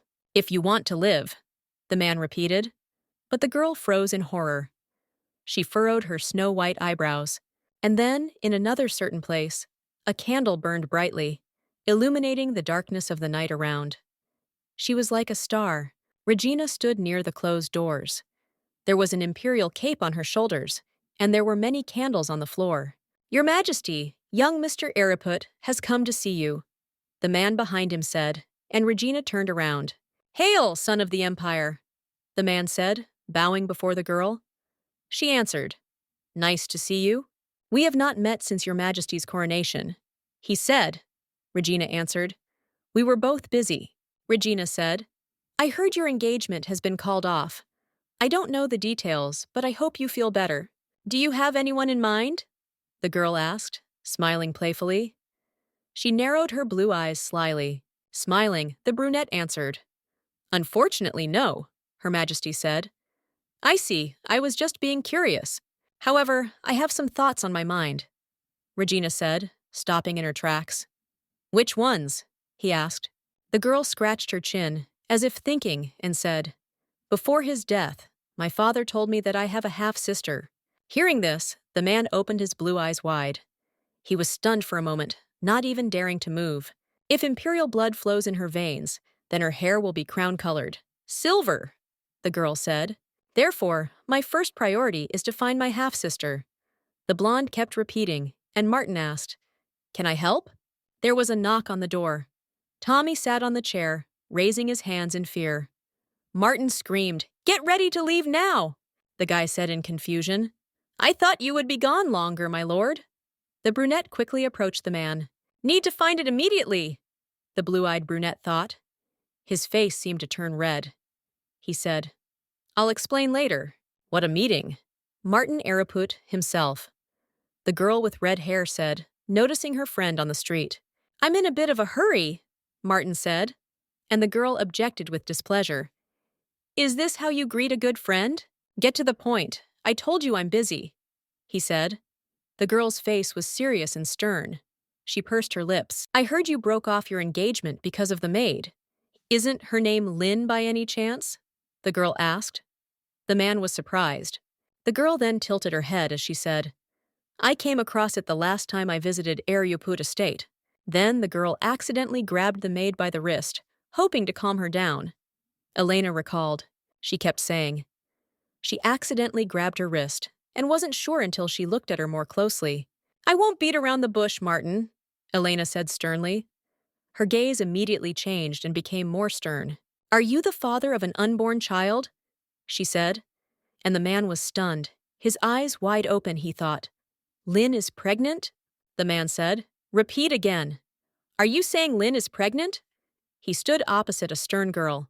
Elena looked away, and then said to the boy, I only learned about this because I studied women's health. Judging by what has been said, you are the father? Elena asked, and the man froze, pursing his lips. He looked down. Suddenly, Tommy screamed, stuttering, How did you know, my lady? The blue-eyed brunette turned to the servant in bewilderment. The guy realized what a stupid thing he had done, and therefore covered his mouth. My lord asked, Tommy, do you know this? Young master, I will explain! The guy shouted, trying to brush off the man who was heading towards him. Then the man grabbed him by the shoulder, and Tommy became scared. The man tried to back away from the young master. The brunette frowned as he said, Speak quickly, I want to know everything you know. There was regret in his gaze. In another place, where the trees were covered with yellow leaves, a loud scream of a woman was heard. She was pushed away. Give us everything you have. Unless you want to get shot, the robbers said, putting the women on their knees. It's good that we aimed at the cart with women and children, the men said. The blonde shook with fear. A maid I knew from the outback once talked about roadside bandits. Lynn recalled her work. The maid repeated displeasedly, Bandits roam the roads. If you come across them, you better give everything you have. They kill without blinking an eye. That girl spoke. Suddenly, a robber noticed Lynn. Why don't you give us the bag? The man asked. The girl tried to hide the money under the cape, getting scared. The man pulled the bag of money out of the girl's hands. The girl screamed, clutching at him. You can't score it! What is this? The elderly man asked, opening a bag of money. They immediately seemed to blind his gaze. There are plenty of coins here, the man shouted, looking at all the girl's savings. The money sparkled brightly, reflecting the light. Then the robber shouted loudly, rejoicing, Boss! We've got a jackpot here! The girl tried to grab the man. No! You have no idea what this money means to me! Please return it! The girl begged, screaming loudly. But suddenly, the barrel of a gun appeared near her head. The girl fell silent, and the robber turned to her. Lady, he kept saying, I give you two options. He towered over the girl, who lowered her gaze. The two robbers smiled. Then their boss frowned. He finally told the blonde, Either you voluntarily give up the bag and live, or you will lose both your life and your money. The robber finished. The girl's gaze was disappointed and empty. The blonde's companion screamed in fear, waving her hand. Miss, give it to them! The girl turned her gaze to her. The blonde's other companions began to persuade Lynn in the same way, saying, Your life is more important. Just do it. They kept saying, Give up. They will kill us if you refuse. We will all die because of you. Don't make him angry and give him the money. And then, after a few moments, the girl finally decided to let the man go. Her hands were almost shaking. The robber climbed onto his horse and then said contentedly, More loot than I expected, he exclaimed, rejoicing. I'm in a good mood, so I'll spare you. Let's go, he shouted. The girl remained sitting on her knees. The girl's companions ran up to her, asking concerned questions. The robbers have left. Get up. Are you okay? We need to leave before we run into anyone else, someone said. Lynn trembled as she thought. All the money is gone. They were needed to raise the child. I can't do anything without them. Lynn understood. An old woman was watching her. What will happen to me now? The blonde wondered, having again arrived in the port city. She began to wander the streets. Take care of yourself. What are you having for dinner? It's good that we arrived safely. The people around said it, and Lynn froze in place. What should I do? The girl thought, lowering her blue eyes to the bag. She hurried to open it, and then the girl pulled out several silver coins. She thought, You can't even rent a hotel room for this, but you can't find a job because your body gets heavier, the girl reasoned, placing her hand on her chin. But suddenly, a certain person turned to her, coming closer. Young lady, he said. The girl was surprised when she turned around. We were in the same cart, Lynn said. Do you have somewhere to go? Know anyone here? The stern old woman asked. This is my first time here. I don't know what to do next, the blonde insisted. And then the elderly woman thought, lowering her gaze. She moved closer, offering, Why don't you stay with me today? It's already evening, Lynn asked again. I am sure that you came here to such a wilderness for a reason. the old lady said, leading her to her house. You must be very hungry. Hold it, the woman said, and gave Lin a lot of different food. The blonde started to stutter, but said, Thank you for dinner. They answered her, Not worth it. I'm tired of eating alone. Here, try the soup, the elderly woman said, holding out a cup. Lin said in surprise, Thank you. The house is too big for a single person, the girl thought, looking around. The old lady began to eat. Then she was told, There's not much here, but don't be shy. Lin replied, I am grateful for the meal you shared with me. But then, finally tasting the soup, the girl opened her blue eyes wide. She was shocked. The old lady asked, Do you like it? Lin said, Tasty. And she answered, Take your time. The food is here to stay.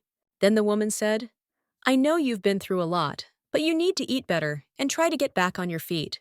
Listening to the elderly man's instructions, the girl froze for a moment, without even trying a spoonful of soup. The girl stroked her stomach, thinking, She's right, I'm no longer alone. I need to gather my strength for the sake of the child, the old lady said. There is a spare room upstairs. You can use it, Lin replied. Thank you very much. By the way, my name is Rihanna. Finally, the woman introduced herself, and Lin spoke. Nice to meet you. Tommy screamed in bewilderment. The Duke will soon transfer the title to you. You can't leave. His lordship will be furious. But, as if ignoring the words of his servant, a certain man grabbed the bag, finally abruptly closing it. But the blue-eyed brunette asked sternly, Are you saying that I should stay at the estate after what I heard? Then, after a few moments, the man adjusted his cap on his head, finally finishing, I'll go myself. The blue-eyed brunette changed into simple clothes, saying, I need to find Lin and my unborn child. The birds were in a hurry to fly away from the city, spending the winter in warmer climes. Yellow leaves covered the trees that towered above the houses. A certain man shook his head and then smiled slightly as he said, Welcome to Joe's fruit shop. But then he was interrupted. A certain person presented him with a yellowed piece of paper directly to his forehead. He was surprised and scared. Answer me, that stern man repeated, showing the merchant a portrait of a blonde. The innocent man froze in place. Ever seen a girl in a portrait? The stranger asked a few moments later, pointing at Lin's portrait. There are a lot of people here. It won't be easy to find her, the merchant said, and then rubbed his forehead. The stern man took the apple. A few moments later, he left the store, and the guy shouted after him, Sir, you must pay for the goods. I can't believe it's taking so long to find this idiot, he muttered to himself as he took a bite of his apple. He barely chuckled, and then his scars on his face became visible. He whispered threateningly again, She will not see an easy death.